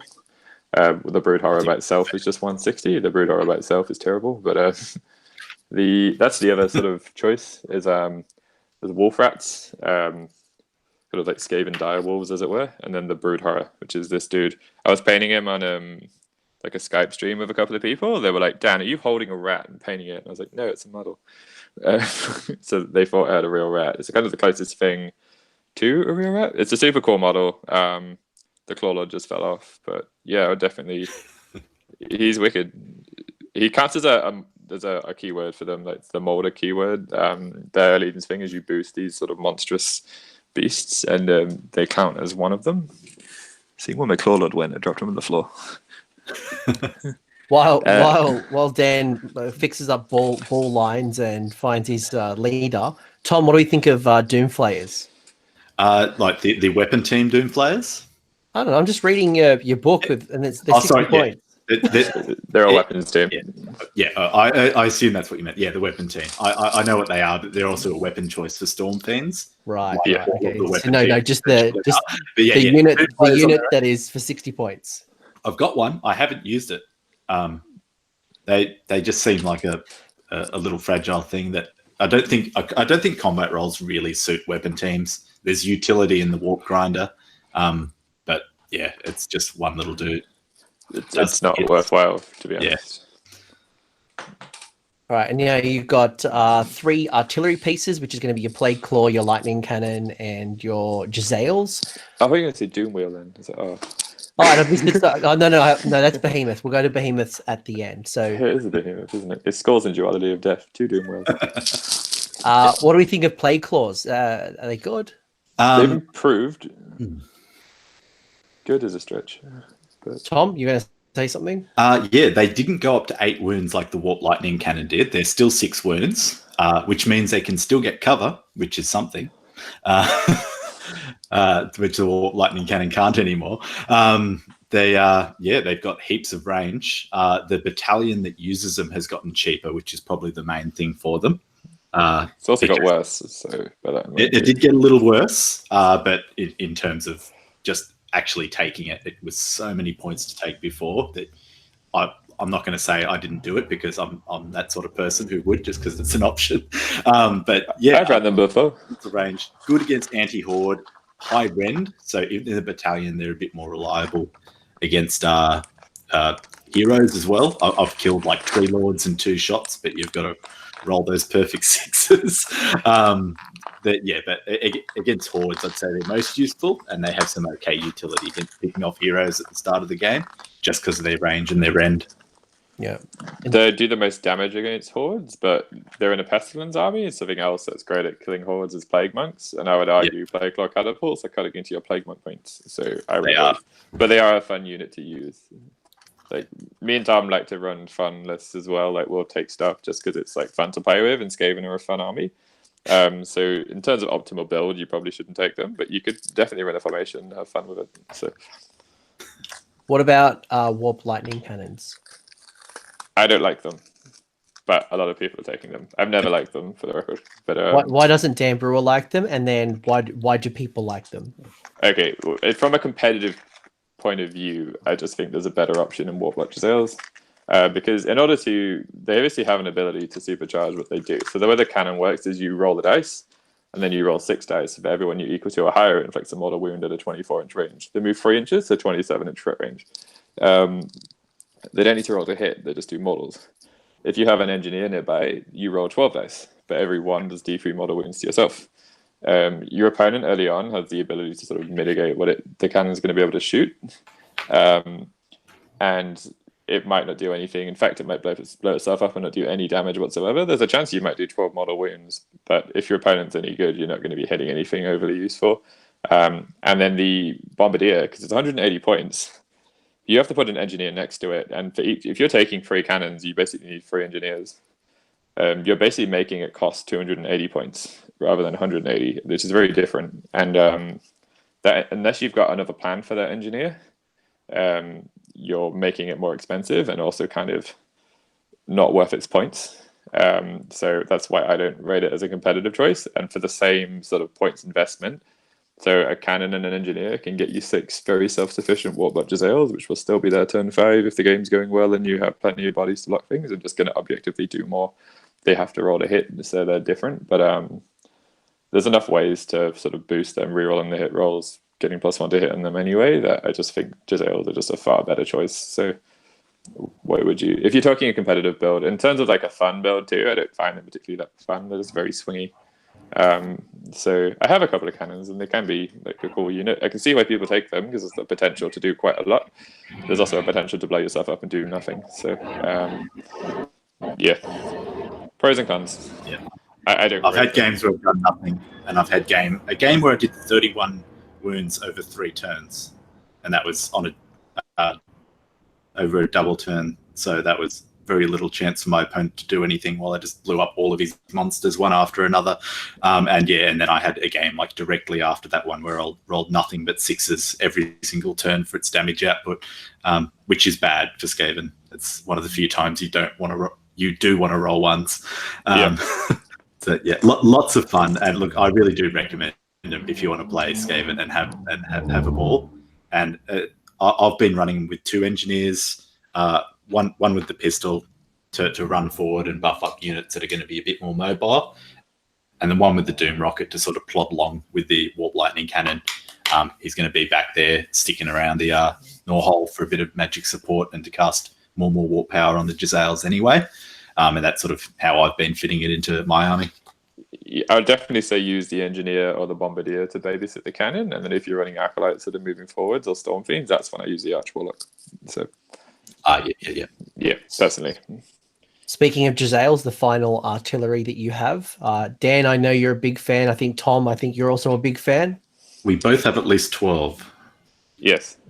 Which is the maximum in a unit. It's the most betterest. And also, if you have a 12, they get +2 bravery for having strength in numbers. So are they a must include? Are they is a unit of Jesales and a maxed unit of Jesales a must include for a Skaven army? They're not a must include, but they're the way I would see it is you can run Acolytes and Jesales, or you can run Storm Fiends if you want the sort of range threat. The range on the Jesales and the fact that you can make them reroll the hit rolls even if they move with a certain command trait, and the more warp power is they will kill pretty much anything. They're very reliable. Yeah, they're just very, very good, and they're just a better choice than the cannon in every way because their threat range is so high. Your opponent really can't hide from them. And they got that 30-inch range plus 6-inch move. So yeah, your opponent has to come to you if you want to. If you want to weaken the Jezzails, your opponent has to come to you. There's 20. If you have a unit of 12, there's 24 wounds to deal with. That has a 4-up save in shooting. They're incredibly good, and you actually don't want, if they hit on the 6, they do 2 mortal wounds. So if you do want to like take out like small foot heroes, and if you have enough of them, you can probably still take out a foot hero just from mortal wounds alone. But the warpstone sparks increasing the damage, you can make each one damage free. It's just going to outdo whatever the cannon does the majority of the time, in my opinion. The main difference being is it's still going to be on the board at the end of the game unless someone gets to them, whilst the cannon can take itself out before it takes any of your opponents out, and then there's an engineer probably not doing a lot. So like I said, I've run both, but Jezzails are far more reliable, and they will do more consistent damage, and they won't kill themselves as much. I give them the Vigor Dust sometimes, and I'll give them more warp power, so they'll slowly kill themselves over the game, but not at the same rate the cannon will. And they're guaranteed to do a lot more than a cannon will by the time they're dead, if you do kill them. So they're just a better choice all round. If you have 2 cannons and 2 engineers, it's the same cost as 12 Jezzails. 12 Jezzails will do more. So, and they're actually quite self-sufficient. They don't need the engineer. The engineer is good, and it definitely makes them better. Like you could have Jezzails. After the first turn, they don't need to move to shoot, so they get their rerolls to hit anyway. And sometimes in the first turn, they don't need to move anyway. So yeah, true. Yeah, they're definitely because if you want to hit first turn with the warp lightning cannon, you have to deploy it aggressively, or you're going to be out of range in most scenarios. You can backboard them really and still hit someone half the time. They're just a better choice for a competitive build. If you like the randomness and the advantage of the cannon is it doesn't have to roll a hit, but its range is much poorer. Yeah, pros and cons for both, but from a competitive point of view, Jezzails are just better. So you got 2 behemoth choices. First one is that iconic Doom Wheel. The second one is your Hell Pit Abomination. So Doom Wheels, what do we think about those? Doom Wheels are awesome. I took one to South Australia GT, and it was great. They were a bit of hot garbage prior to this book. It's one of those that on paper they still are, but if you put all the buffs on them, same thing. Like all the buffs you can put on Storm Fiends, Acolytes, Jezzails, the Doom Wheel, you can put on pretty much all the Squire units apart from the cannon that's not really compatible with it. But you can put them on the weapons teams. The weapon team might die afterwards. But yeah, there's what I've been doing with the Doom Wheel is I had 6 Jezzails on my list in the Doom Wheel because I thought a Doom Wheel would be fun, and it was. And like I made a little tally of everything it killed at SAGT. I was sending it through the no-holes. So turn 1, because Jezzails can reroll hits if they don't move anyway. I was putting more warp power on it to reroll hit and wound rolls, sending it through a no-hole if I have to, and then shooting with it. So 2d6 shots, rerolling everything, plus 1 a hit from a Vigor Dust Injector, so it was 2s and 3s. I could pick a hero with like Heartso and still kill it half the time. Like sometimes it wouldn't do as much, other times it'd do quite a lot of damage. And if they went first and moved forwards, I can probably stay in range of a Warpstone Spark. So yeah, I mentioned beforehand I played against the other Skaven player. My Doom Wheel did 23 wounds. Like after saves, killed 23 Storm Vermin from its shots because it's D3 plus 1, and it was really useful in a lot of my games. If you look at it again objectively, it's not that powerful, but if you can make it hit really hard, and you can just sort of send it off to just go kill something in the first turn. And if they ignore it, it's going to cause problems. And if they kill it back, so what? It's 160 points. So big deal. Yeah. They definitely used to be hopeless, but they're now I think a lot more people will be knocking the dust out of them. I recommend you get it out. A lot like the Rattling guns, maybe not many shots, but yeah, could be lots of them, and they could be all buffed up with extra damage as well. So you could just buff them. You could take the Vial of the Fulminator, which doubles its move, so 46 move times 2. Run over a bunch of stuff with more warp power on, and shoot everything. They kill it, turn 2. So another Doom Wheel, the exact same buff, turn 3. So the third Doom Wheel, the exact same buff. And the other thing is you don't have to get out the way of your units. So like sometimes with combat units or like shooting, you have to move your infantry out the way. You can just run over your own clan rats. Like you just move through them. So like I did that a couple of times. Maybe lose a couple of clan rats. Big deal. Run over some Zangor. My last game, I got the big tally. I put it on Twitter if anyone wants to see what it killed. But but it killed at least something valuable every game and nearly always got its points back. More often than not, killing itself. But that's fun. It's a very Skaven unit. It's super fun, and I would definitely recommend them. It's a wicked model. It's horrible to build, but horrible to paint, but it's fun to play with. So I think they're awesome. Finally, Tom, I've seen you play with the Hell Pit Abomination. What do we think about this as a behemoth choice? They've developed quite the horde clearing ability, which is probably the main thing that stands out from them now.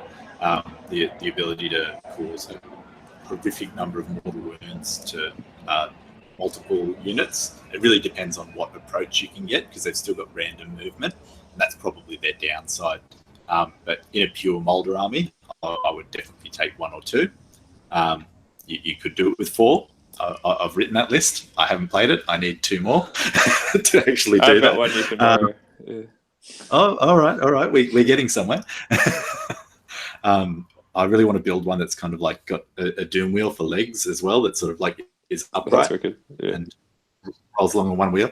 But aside from that, look, that they're kind of the same as they were before, except for this horrific multiple damage ability that they've got now, the horde clearing rule.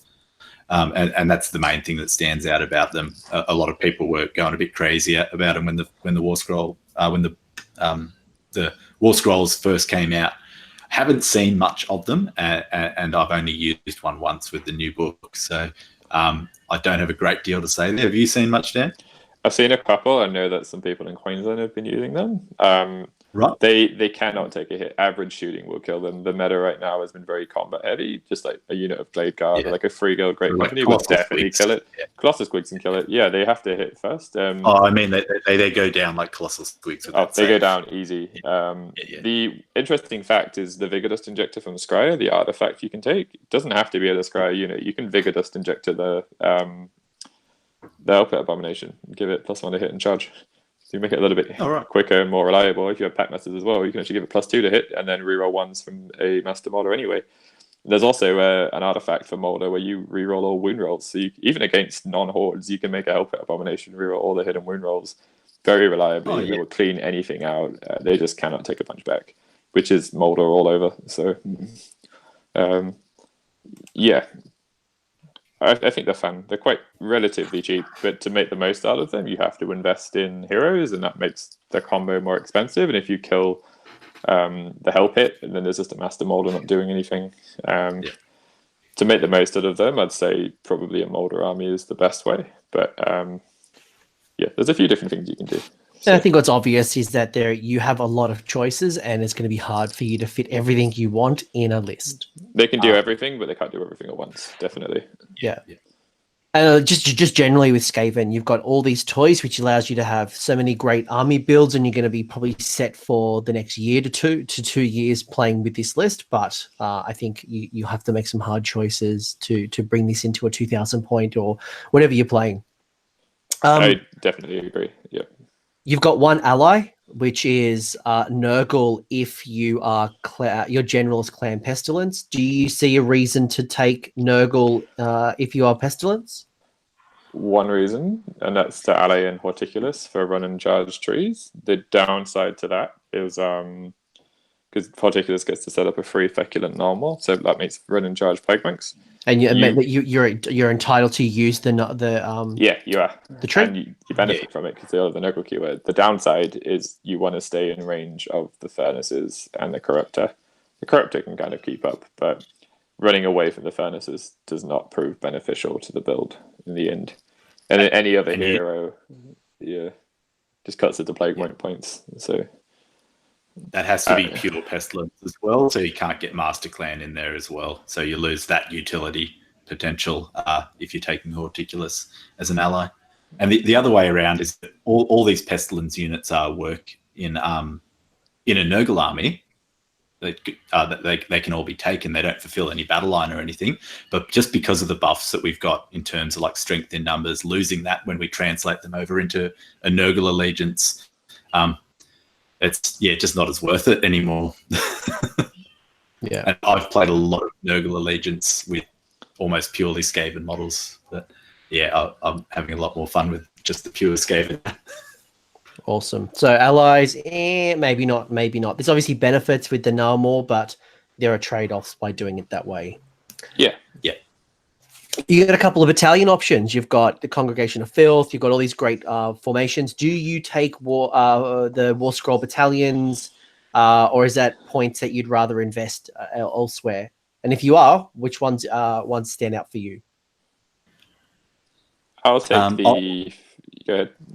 I was just going to say first up that after winning a lot of games, I deliberately took the Squire Battalion as a handicap, and I still did really well, even though it felt like a lot of wasted points that didn't add anything to the games that I played.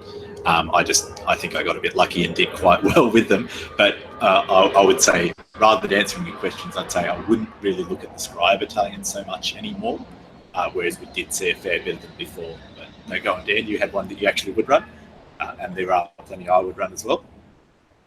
So you cut out a little bit, sorry. No, sorry, I was saying, go ahead. You had one you wanted to play? Oh, no, if you're playing Mulder, I'll definitely run the Mulder Battalion. If you're playing Eshin, I'll definitely run the Eshin Battalion. If you're playing Verminous, the Clawhorde is quite fun and it covers all your battle line too. I don't recommend running it in a mix just because I don't think the Storm Vermin unit is worth it, because if you maxed it out like you kind of should, then you have a Verminous army anyway. And so I think it's designed for playing pure clans. I would probably run a Congregation of Filth for the extra artifact and lower drops for a Pestilence army. Yeah, absolutely.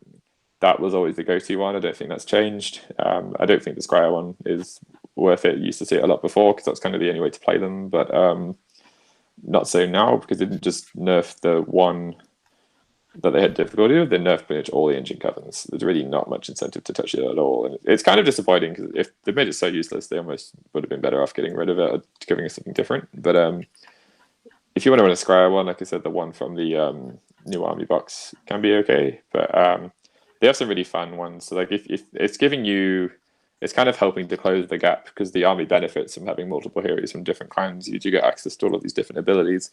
It kind of helps bridge the gap. The formations are designed to play with like a solo clan. And the Skaven books have always had some way of doing that, and the formation seems like this way, and I really like that. It's a really cool design choice. So yeah, if you want to have like a pure army, you get different battle line choices and the formations, and you're probably quite a low drop army. They're very flexible. The Mulder ones can be a 1-drop. You probably take a couple of things to make it to a 3-drop. The Eshin's very much the same. Verminous is very much the same. So you can make these really low drop armies with these really cool abilities if you choose to go down the formation path. So it's kind of for that reason. It's kind of how it looks to me from a design point of view. Yeah, completely agree. When it comes to, so is there anything else you guys want to talk about from a list building point of view, or should we start looking at maybe customizing with, command traits, artifacts, spells? I think we've done a pretty good job diving into the heroes and all of the unit choices. And I think depending again on the type of clan you want to run will depend on the types of units you might select and maybe the builds and how many you put in each unit. But anything else you guys want to talk about from a list point of view? I'd say first up, like probably best way to start out, if you want to start out, is grab clan rats or grab plague monks. They're the most accessible ones that will probably be the easiest to play with, and they're quite beneficial across both mixed armies and pure clan armies. So you can sort of touch on both there. With regards to your other battle line choices, your Mulder, your Eshin, and your Squire, look, you will use Acolytes in a mixed army, but not multiple units of them, just one. But Plague Monks and Clan Rats, you'll get a lot of use out of, and they're both fantastic units. No. I agree. Yeah. Great advice. Let's talk command traits. Is there anything that stands out from you? And obviously we don't have to go through each of the clans, but are there any particular ones that you really like or think really add a lot of value to the army? I like the Deranged Inventor for Squire because it just gives that reliability to the 1/1 more warp power spell is relatively hard to cast. Your opponent might get a really high roll and unbind it. You're not always going to get it. You'll usually get it, but it gives you like a backup choice. So if you want to move your Dazales, you can put it on a rattling gun if you want to. It's reroll hit rolls basically. For a unit wholly within 12 at the start of the shooting phase. Are you trying to open glue there? Is that what you're doing? I was closing it at the same time. Closing it. Oh, okay. Yeah. I do that all the time, and then I get glue on my teeth and my lips. Oh, lovely. There we go. It's building squeal. Yeah, they're. So I you think said you'll see the Master Clan ones the most because they're a big utility thing. They're going to be your general a lot of the time, and the one that I go for is the Master of Magic, if that's the case. The +1 to cast and unbind. Cast spell or unbind once per turn. So, and they FAQ'd it that you basically get to decide afterwards. So if you roll a spell and you, I don't know, roll like a 10, and you decide I want to add 1 now, or say you roll a 7 and you're trying to cast the Vortex, you go, okay, I'm going to use my +1. Or you might roll that your opponent doesn't bind it, you can use it later. Like, you can decide to use that after you've rolled. Yeah. Which is really cool. And it's interesting to see that it actually says Dispel as well. I think it's the first time I've seen... They've added that. Yeah, Flash Eaters have something too. But they've... because there is some benefit from dispelling the Vortex and recasting it. You can't reliably do that. But I have done that for 3 subsequent turns once now. So once. It says reliably do that. It's hard, but there's times where, because the Vortex, I'm sure, is going to come up in conversation, is the thing everyone's complaining about now, and it's very strong, but it's not as busted as people are making out. I'm just going to put that out there. But it's sometimes my opponent will dispel it. I'm like, go ahead, it's actually now we can reposition it. This is great. So get out the way of it and force the Skaven player to have to get rid of it is a better defense. But that's a way to do that if you want to unbind it and recast it, or dispel it and recast it. Sorry. So Master of Magic is a good choice from a Master Clan. Yeah, it's also good if you want to use the Vortex. I find Scryer is the most reliable way, other than Danquol, to put it on the board. And if you put it on like a Grey Seer and with a couple of Gnaw holes, you can get like +3 to cast really easily. So it just kind of helps boost your magic. And Skaven can be a very magic heavy army if they want to be. Yeah. Tom, anything that stands out from you from a traits point of view? Dan's already mentioned that the exact same two that I've been using most extensively. In fact, the only other ones that I've used to date is Verminous Valor.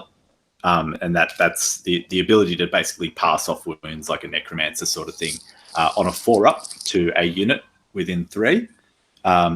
Or 5-up if you're a monster. If you're a monster or war machine, 5-up. It can add a lot of survivability. So I've done this with my Vermin Lord Corruptor, just so he can stay alive a bit longer, pass his wounds off onto Plague Monks. They're in a battalion, so they'll have another after save on top of that. So basically you're making... necromancer. So you're doing your armor save, you're doing your 5-up, protect Blessing of the Horned Rat, then you're passing the wounds off on a 5-up, and then the Plague Monks have got a 6-up save, and then they're taking their 6-up after save on that. So you're making 4 mitigation rolls against the damage that's coming in there. It's quite annoying on top of like the Lookout Sir that the smaller units can get as well. So a good choice for a Clawlord and Brood Horror that's not your general is Verminous Valor. Yeah. One that I really liked is the Shadow Master from Eshin, which if you're targeted, if you're within an inch of a terrain piece, you're not visible to the enemy, which I think is very, very narrative, but also a very fun, unique mechanic. It's a very cool one. Yeah, I like that one. It's definitely a fun choice. So. Yeah. Cool. What about artifacts? Do you guys have any favorite artifacts or things that really stand out for you? Yes, I love the Vigor Dust Injector. I was using it in Scryer beforehand. It can affect any Skaven unit. You just need a Scryer hero to have it. So like I said before, you can put it on the Hell Pit. You can put it on Plague Monks if you want to. You can put it on anything. It's +1 to hit and +1 to charge. The next turn you take D3 mortal wounds. So what, I use that in Acolytes a lot of the time. I would say the most common artifact I'm seeing is something that I'm not too keen on personally, which is the Suspicious Stone to make the Warp Seer unkillable, which gives them another 5-up after save, basically. I keep seeing that one quite often. I feel like it's almost wasted because they have so many other choices in artifacts, and even just like the generic artifacts anyone can access, making the nearly unkillable Warp Seer even more unkillable almost seems like a a waste in my mind, but because he shouldn't really be leading the line into battle and charging and attacking a lot anyway. But making one good thing a little bit better, rather than adding utility somewhere else in your army and giving it ability to have otherwise. Yeah, your ability to hit that much harder for the Vigorist, in my opinion, will, depending on your build anyway, will outweigh making an already hard to kill thing even more hard to kill. Because if my Warp Seer is in combat with something that's potentially going to hit it hard, I'm just going to retreat. So. Yeah, I'm not going to fight back. And it's going to be behind a screen half the time, or if it's by itself, it's because I don't care if it dies. Or I've already accumulated 6 command points from it. You can die now; it's fine. So yeah, that's the most common one I'm seeing, and I feel like that's wasted. Because you can make unkillable Warp Seer with the Suspicious Stone. You can give him the Ethereal Amulet and then give him Verminous Valor. It's just not worth it, in my opinion. But yeah, the Vigorous Injector is my personal favorite. I'm surprised we're not seeing it more. Yeah. That's how good I think it is. Yeah. I've been using the Vigor Dust. I've also been taking the Esoteric Warp Generator. That's great too. Pure Scryer, just for that guy at the back that's going to be buffing up the Jezzail. 3 Warpstone Spark. Extra damage, every turn. Only he can use it. I keep killing. He keeps killing himself, and I don't actually get to use it after the first turn. But that's half the fun. Because it's a bit annoying to run out of Warpstone Sparks halfway through the game because you want to use them so much more now. You want to use them to reroll spells. You're probably using 2 a turn. Yeah. So and you're going to start with a maximum of 5. Otherwise, so having that free one every turn is really good. Maximum of 6. Maximum. Oh, sorry, no, 3 plus D3. That's it. Yep. maybe I just haven't rolled that yet. I've tried to roll 1 a lot for it, but sorry, using my iPad. It's you can run out by turn 2, but you have a fair indication of where the game is going by then a lot of the time. But yeah, it's definitely a useful one for a Squire army. There's I don't run the big units of Jezzails that Dan does. I normally run 6, and that's I've been running a 6. Tom, you'll be proud. Okay, been taken by that's why Doom in a 6. Don't use the Vigor Dust as much, simply because they just killed themselves too quickly. And on a 6, definitely enough damage just with more warp power, and that's going to kill them anyway. So. I take it mostly for Storm Fiends and Squire Acolytes. Yeah. Do you guys stick within your army book for your artifacts, or do you see value going outside to like Malign Sorcery? 2 exceptions. Oh, go ahead. Sorry. Look, I've been using the Ethereal Amulet on my Arch-Warlock, as I said before. Just makes him a bit harder to shift, especially when and if he does get near death, I'm running in with the Warping Shield. So just can maybe tank a few more wounds. Makes him a real tough little guy. And it's been mentioned before, the Sword of Judgment on the Corruptor. I was doing it before this book, but it seems to have caught on a lot more. That was one of them. The other one is the go-to artifact for the Warp Nor Vermin Lord is Gear Strike. Yep. +1 hidden wound. Other than that, I'd stay within the book. If you take like a pure Mulder army, there's an artifact to reroll all your wound rolls for Mulder units within a certain range. The Ashen ones are all once per game, but they're all super fun. There's a Always Strike First one, and I need to check it to see. There's a potential that you could charge someone with a Deceiver or an Assassin, activate your Always Strike First if you're playing like a Flesh Eaters or whatever, and then retreat. Or just hit them first or whatever you choose to do. And there's also an artifact. Good. Oh, yeah, go ahead. I was saying there's one which you can turn a scenery piece into a Norhole. And then teleport through that. And I think you could probably take a few people off guard from that, which is an Eshin one too. Skaven Brew.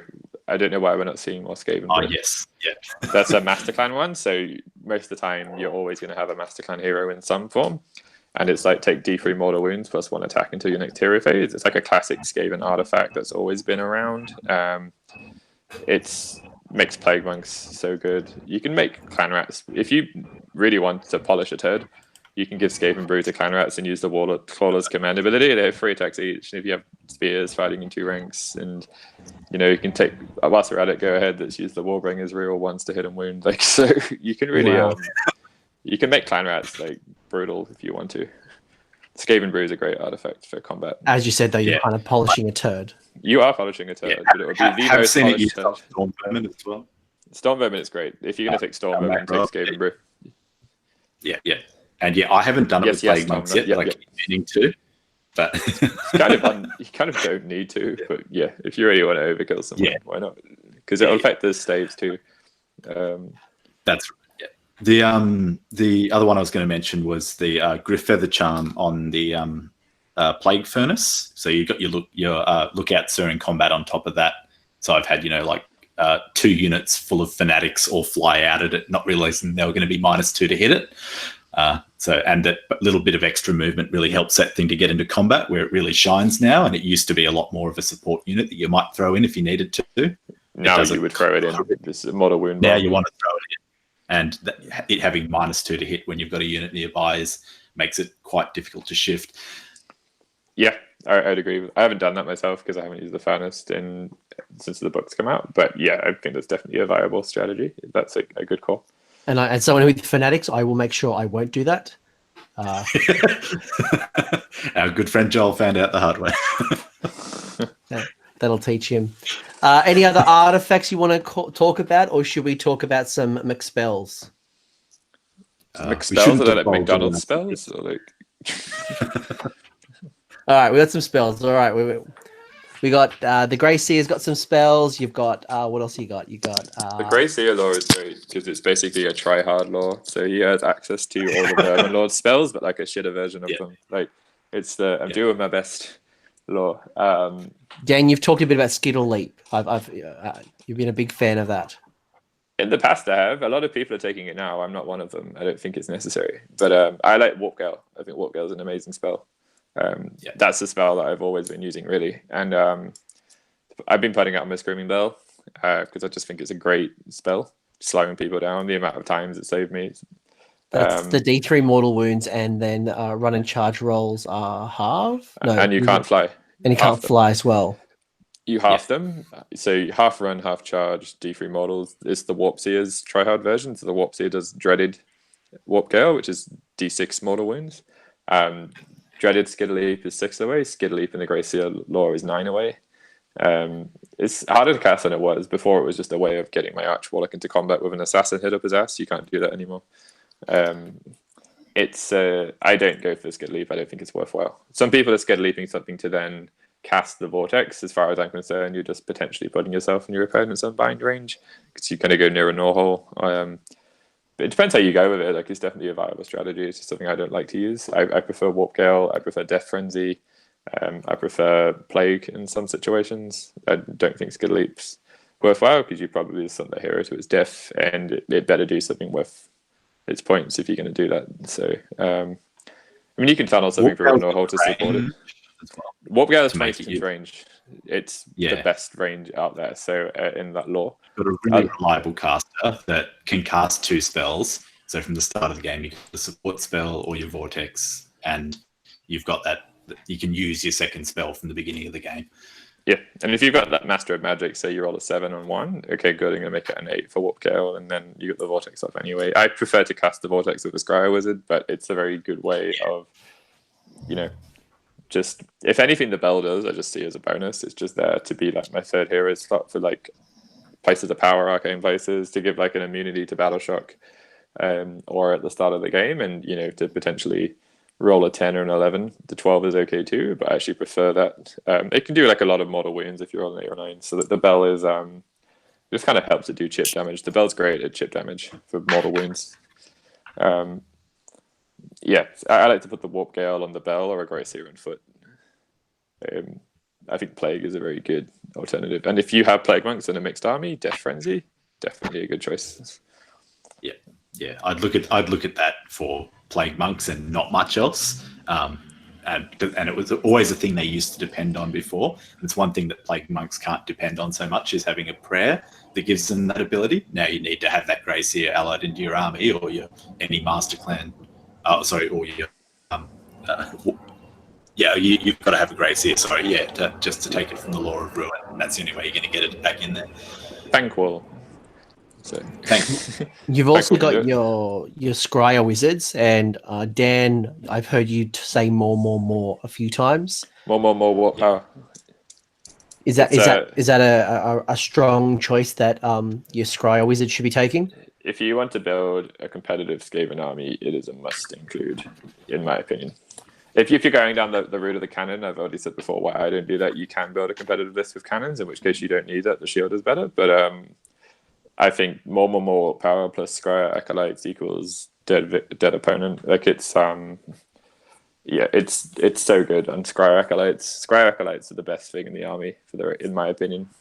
I think you'll start to see them more and more. More. As someone who got their head punched in, I hope not to see more. But they were very powerful. They were very powerful. I used to have nightmares of tunneling storm fiends. Now I'm having nightmares of acolytes and plague monks. Yeah, and acolytes can run and shoot now, so they can get you from pretty far away.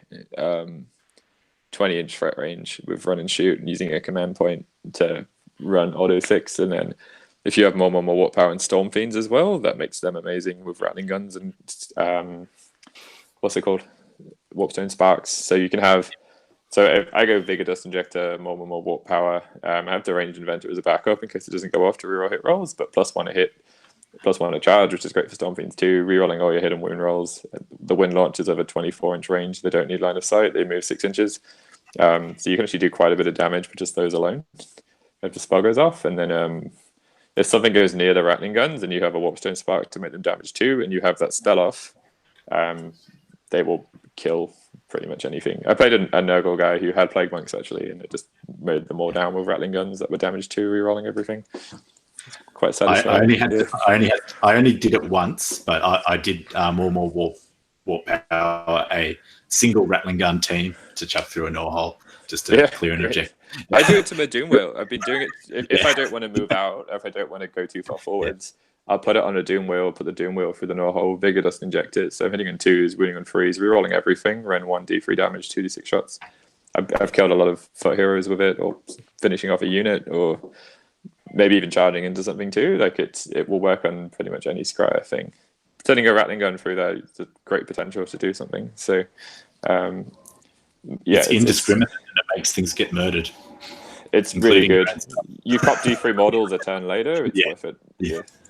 Yeah. I cop 2D3 because I give them steroids as well. So I just they got to subject to them more power. So I start doing 2D3 models to myself in my hero phases, but they don't care.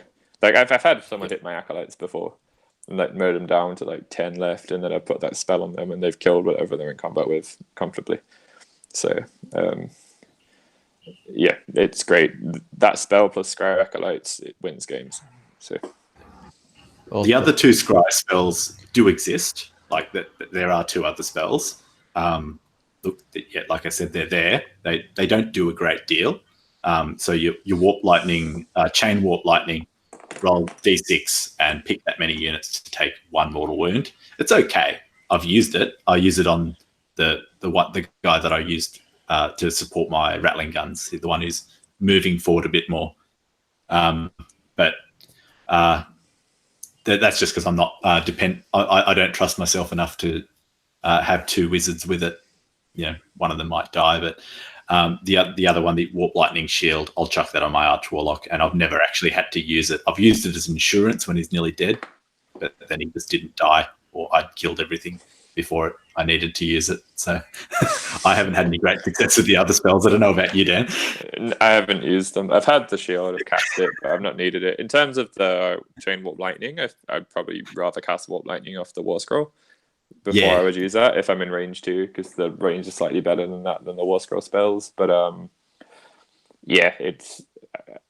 find, like I said, the secret to beating Skaven, if it's Scryer heavy, which it probably has some Scryer stuff in it, is to kill the engineers. And I prefer for my Arch-Warlock, I like to Mystic Shield him and stand in cover to get 2 reroll 1 save, 6 wounds. People were surprised to hear.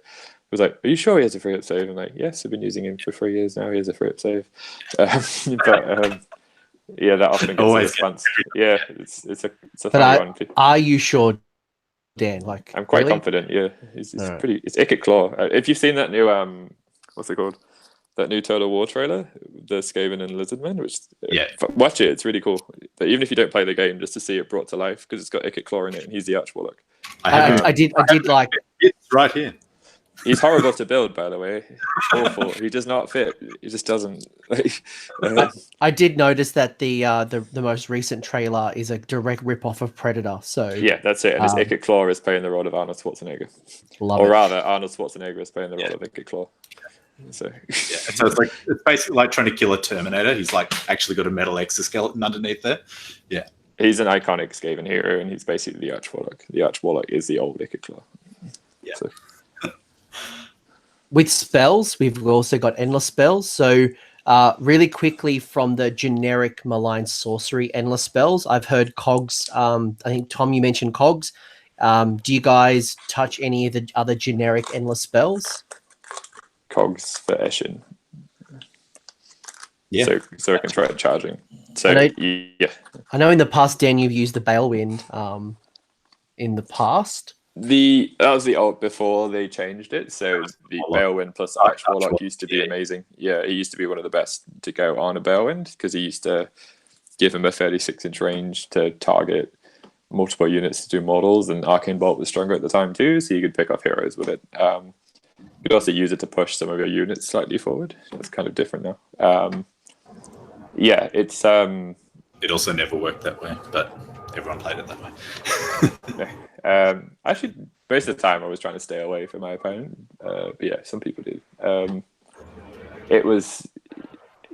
You could argue Geminids if you have like a full shooting list because you're not really going to go near it. So, but yeah, it's the Vortex is what people are doing. Yeah, it's the main topic of discussion for Skaven and the spells, I think. So. Yeah. I didn't want to get straight to the endless spells, but no. It's the elephant in the room. But I wanted just to make sure, like, if someone's thinking, look, I want cogs because I want to get in, or even reversing cogs to get that extra spell, or so to reroll the save, or maybe it's, I don't know. There's a whole range of spells, like, I guess. So, but for you guys, use Shackles as well, actually. Shackles is great. Yeah, it combos very well with Warp Gale, and it combos very well with the Vortex. So. And as someone who's played Dan, who ran Shackles and the Vortex, I put them around your hag. Yeah, that is a brutal combination. Especially if my hag doesn't fly, but if it did fly, that just sucks. Yeah. She stepped on a mousetrap and died, if I recall correctly. Yeah. But okay, cool. All right, well, let's acknowledge the elephant in the room. That is, you have 3 additional endless spells. That is a Skaven spell. Before we get into the big elephant, you've got Vermintide. What do we think of Vermintide? Cool model, crap rules. It's not very good. It's cheap. You probably want those 40 points minus another 10 to get a command point in there somewhere, rather than take that. It's got range, so you can dump it out and you have an okay chance of doing an okay number of mortal wounds to, say, a hero or something. But there are other ways to do that as well. Bell of Doom? I don't like it because your opponent can move it. So if you put it there as your if that's your strategy to not take battle shock tests, if you win priority, your opponent's going to move out of the way to make it useless. So because then it's a predatory in the spell, so it has a movement value. Now, it is an easy cast. So look, if you've got 2 spells up, then you can just get rid of it, bring it back where you actually wanted it. But still, it's not It's not guaranteed to go off. That's a couple of rolls you need to pass, and then not unbind it. 2 spells down too. Yeah. And a command point could have served you just as well or just having a screaming bell. Yeah. All right. The Warp Fire Lightning Vortex. Yes. The Warp Lightning Vortex is great. Auto include? No. No. Depends on your list. If you're taking a mixed list, probably. If you're trying to build the most competitive list possible, then yes. But when wouldn't you take it? I wouldn't take it in an Eshin army or a Pestilence army because you wanted to charge and it can backfire on you. So it does a lot of models when you first set it up because it goes off twice the turn you set it up. But if you have combat units or if you have like Storm Vermin or something, it's going to start slowing you down. It's going to start killing you because you're going to catch up to it. Because it's got such a big area of effect that that I've had it a couple of times where I've been affected by my own shackles, and the Vortex it slowed me down. If you want to get in their face with Plague Monks, the Vortex, you probably have to go the other. You have to be very careful. Now people know the damage it's going to do, but yeah, it might slow you down. I actually had that more the fact that it slows you down rather than it will hurt you.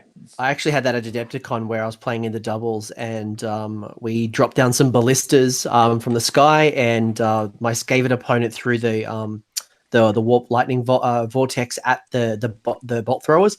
But they were only doing like one mortal wound. His rolls were hot garbage, so he decided to try to charge because we were using these two ballistas with the Lord Ordinator to pop at the Grey Seer with the bell.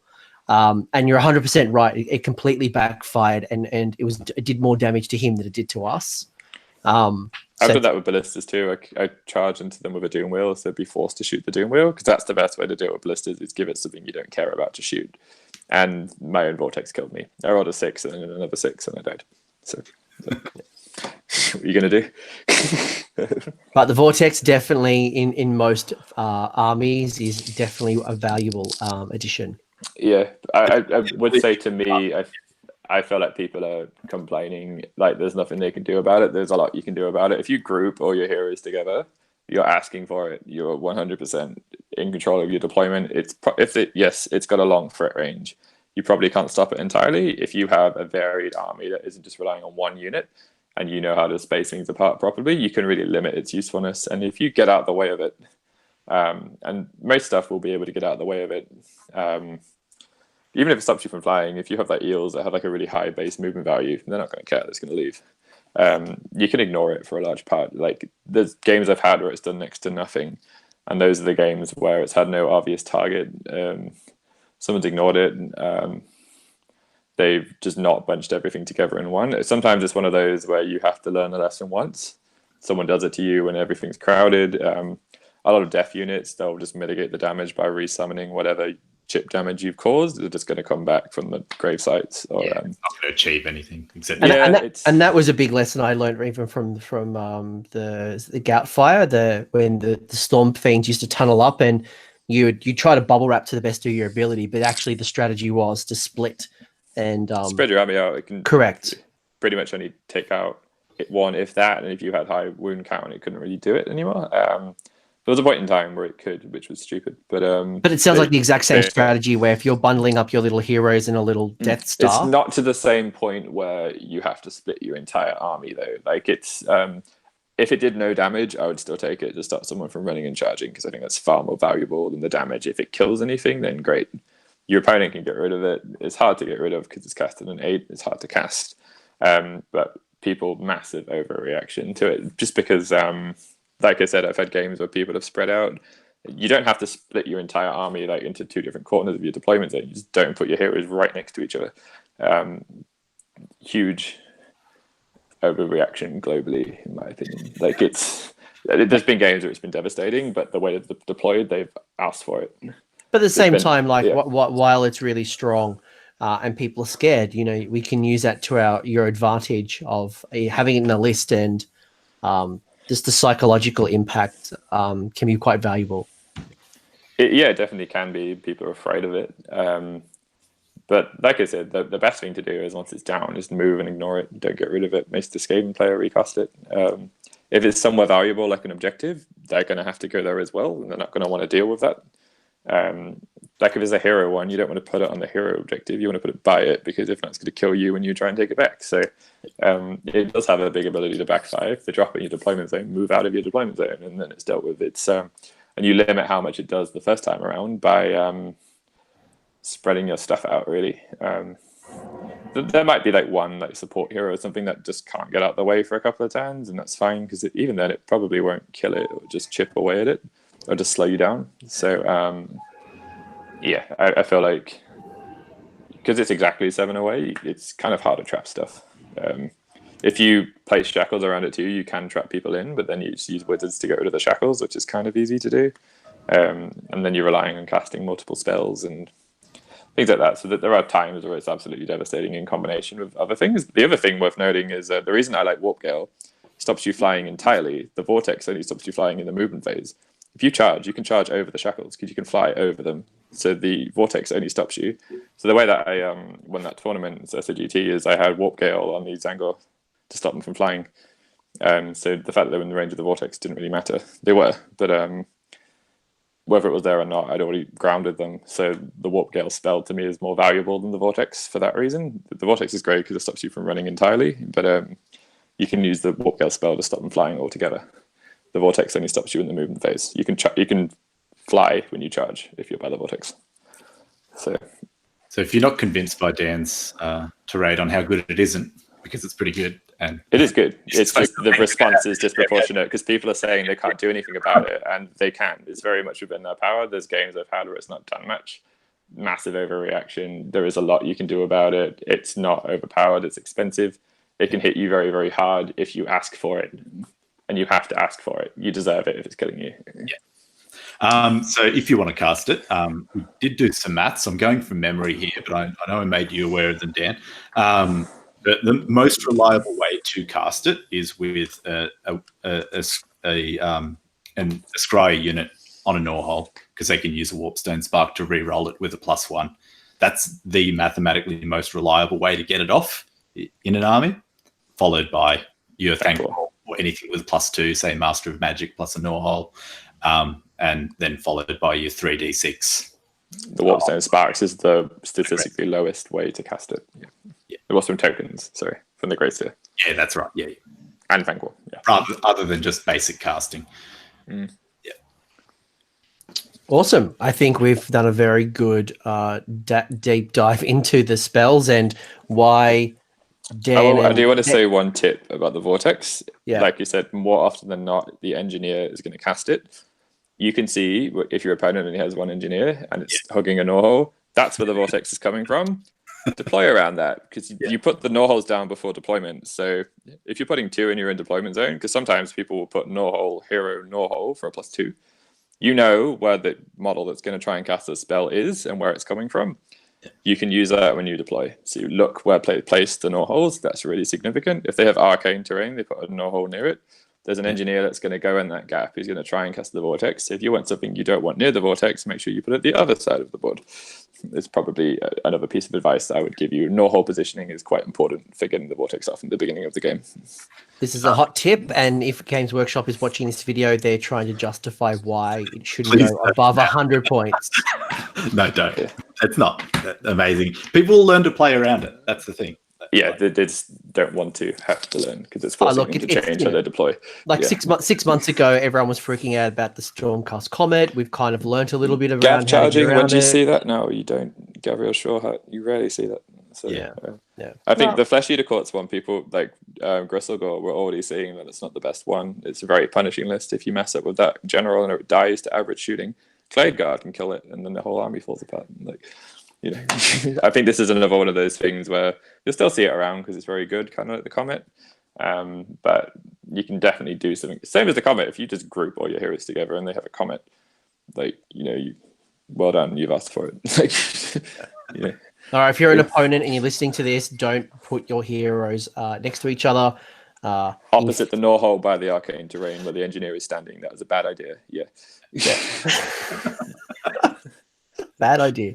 Naughty. You can see it. You can predict it, and I just felt like no one was paying attention to that every time I've used it. You can definitely, if they have Thankwall's probably going to cast it. If they have an Arch-Warlock, the Arch-Warlock is probably going to cast it. They're probably deployed next to the Norhole, if not 2 of them. That's where it's coming from. And if it has got a big AoE threat range, in which case they probably, if you deploy it smart, they're probably in range of one of them. You move out the way in your hero phase, ignore it for the rest of the game. Force the Skaven person to get the 100 points worth and get rid of it and try and recast it, probably fail. And, you know, eventually that engineer is going to have to move forwards at some stage. And then you're in a mind range and you can do a lot about it. It's just people are not taking the initiative to look at what the Skaven player is doing. Is my feeling.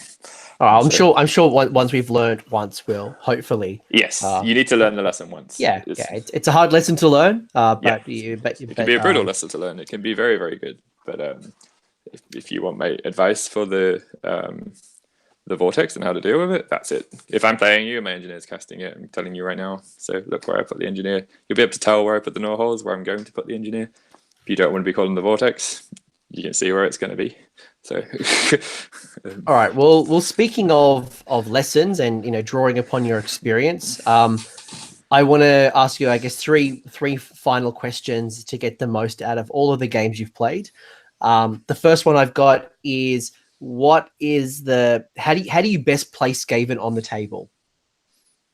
we have different play styles, and we like to do fun stuff too. So half the time, me and Tom will play like a list which is that trying to do well. Half the time we'll play a list which is just funny and it's Skaven and we don't really give a shit what happens. But if you're trying to the main advice that I would give to a beginner, if that's what you're asking, or just someone wanting to learn Skaven that's new to it, is have your chaff line move important stuff behind chaff line, let chaff line hold things up, make sure it doesn't run away. How you choose to do that, there are several different ways to do that: Warp Seer, Screaming Bell, Plague Furnace, whatever you choose to do.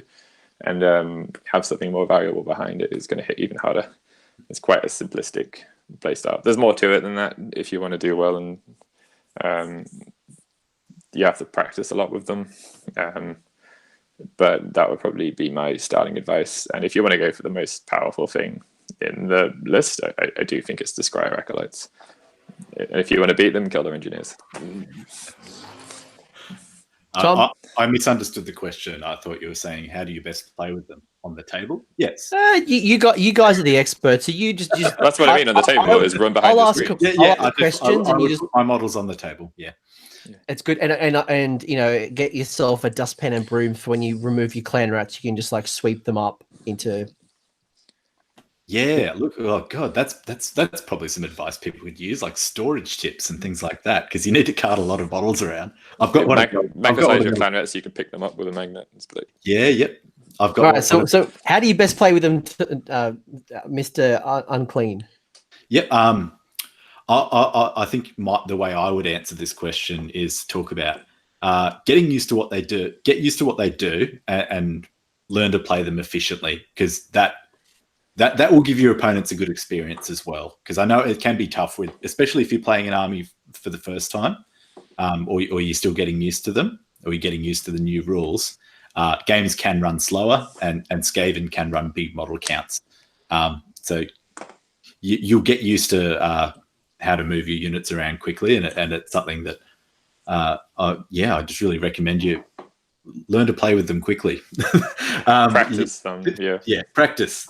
You'll be thinking on your feet a lot anyway, because this game uses a lot of fluid intelligence. It's not just a game of maths and numbers against numbers, and dynamic.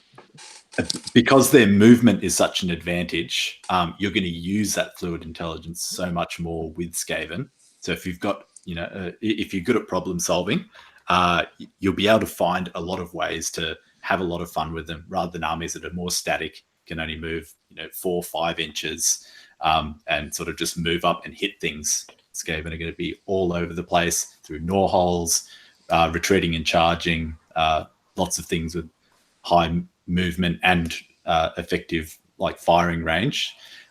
You've got to think all over the board.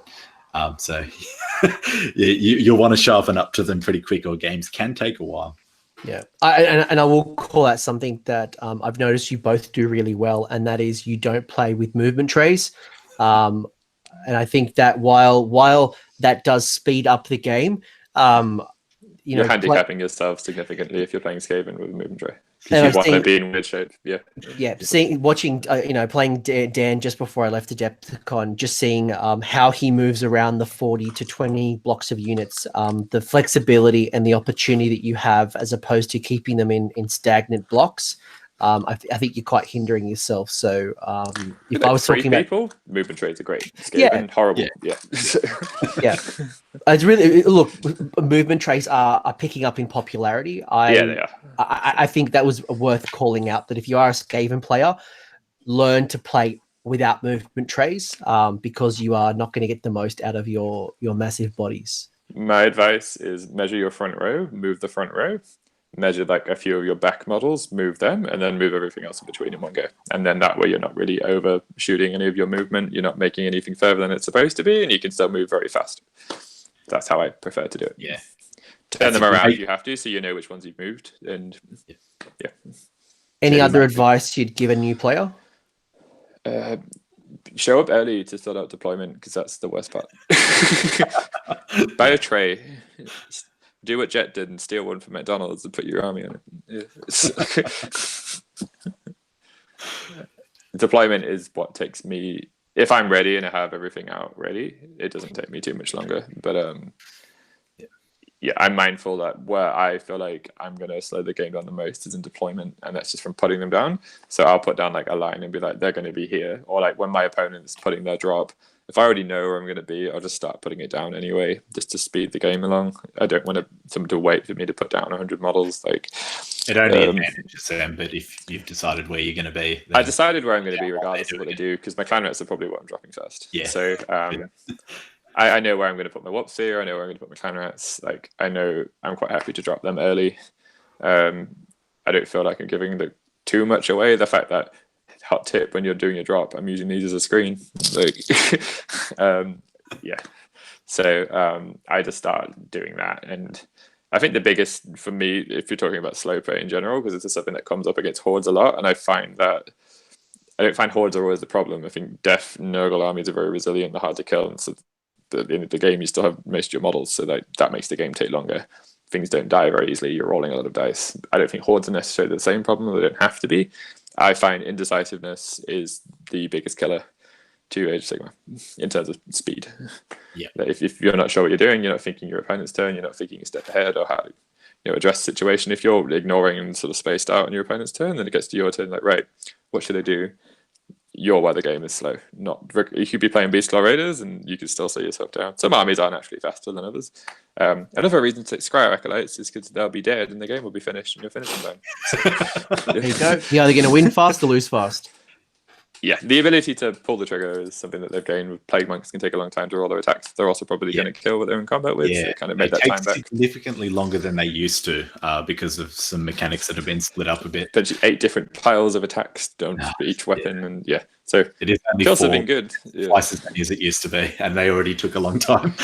Yeah, and that's also why I like Acolytes, because each shot, less shots, each one is doing mass damage. Yeah. And so that Gisele's, each shot is doing mass damage and they're expensive points wise, and the cannon is an argument for that too. You can potentially take a big beast off with one shot. It's very quick. So, and they also die in droves, so they have no resilience whatsoever. So they can die themselves very easily. So the final question I have for you is, with all of the experience, all the wealth of the games, everything you've done, what's your top tips? What's the last final top tips you'd give? Buy an engineer. I don't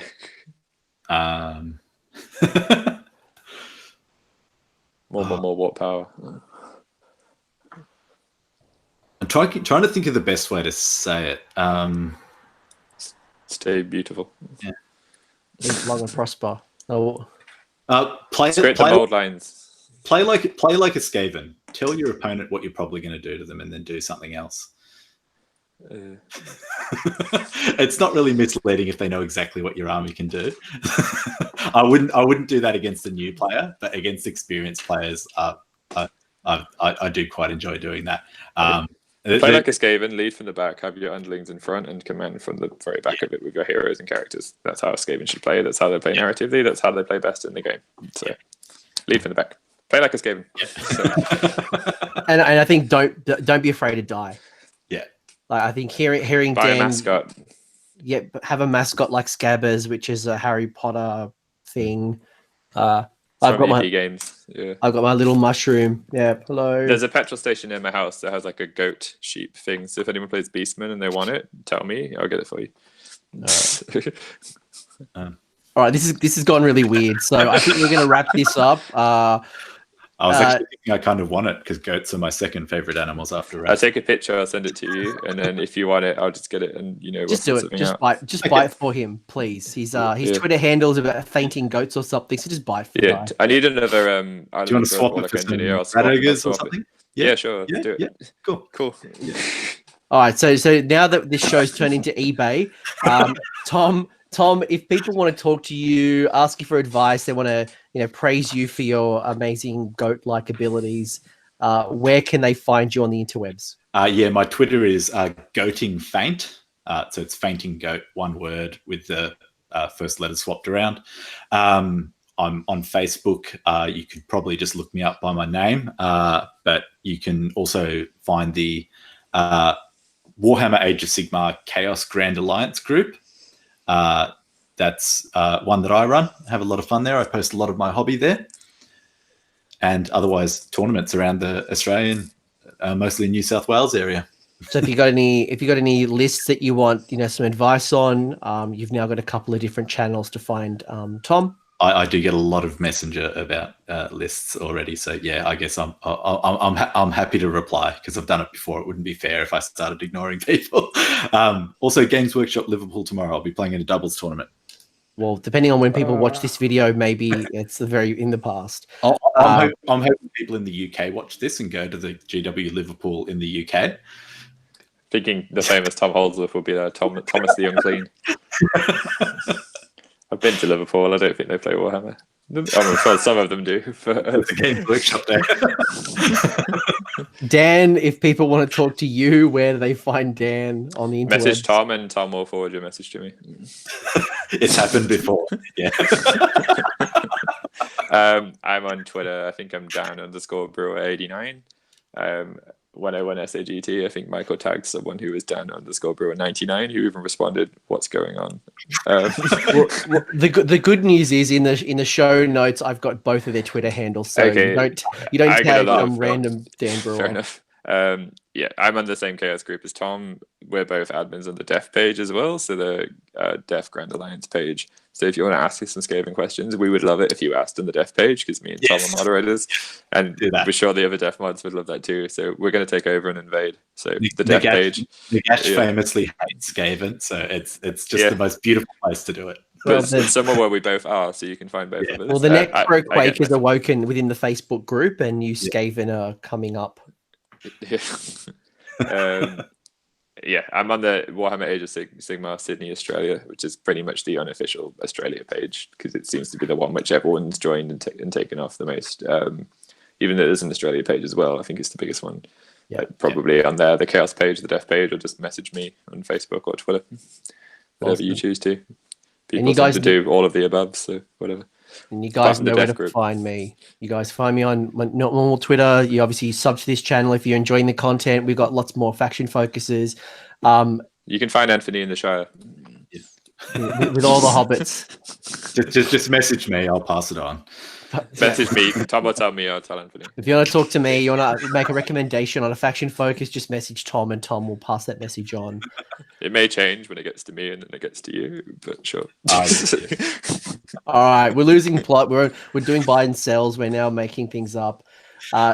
Dan, Tom, thank you for your time. I hope everyone finds this valuable. If you did, make sure to put something in the comment section. Hit like.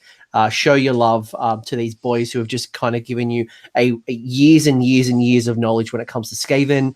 I know that playing both of these opponents, they're very, very, very tough opponents. They know what they're doing. They do very well on the competitive scene, and I would probably argue some of the world's best Skaven players. So thank you both for your time. This is great. That was so lovely, Anthony. Thank you. Thank you. No more. And stop unlocking all the cheese, because I'm rat balls. All right, Dan, do it one more time. I'm going to end the broadcast on rat balls. Thanks very much, guys. Here you go, everyone.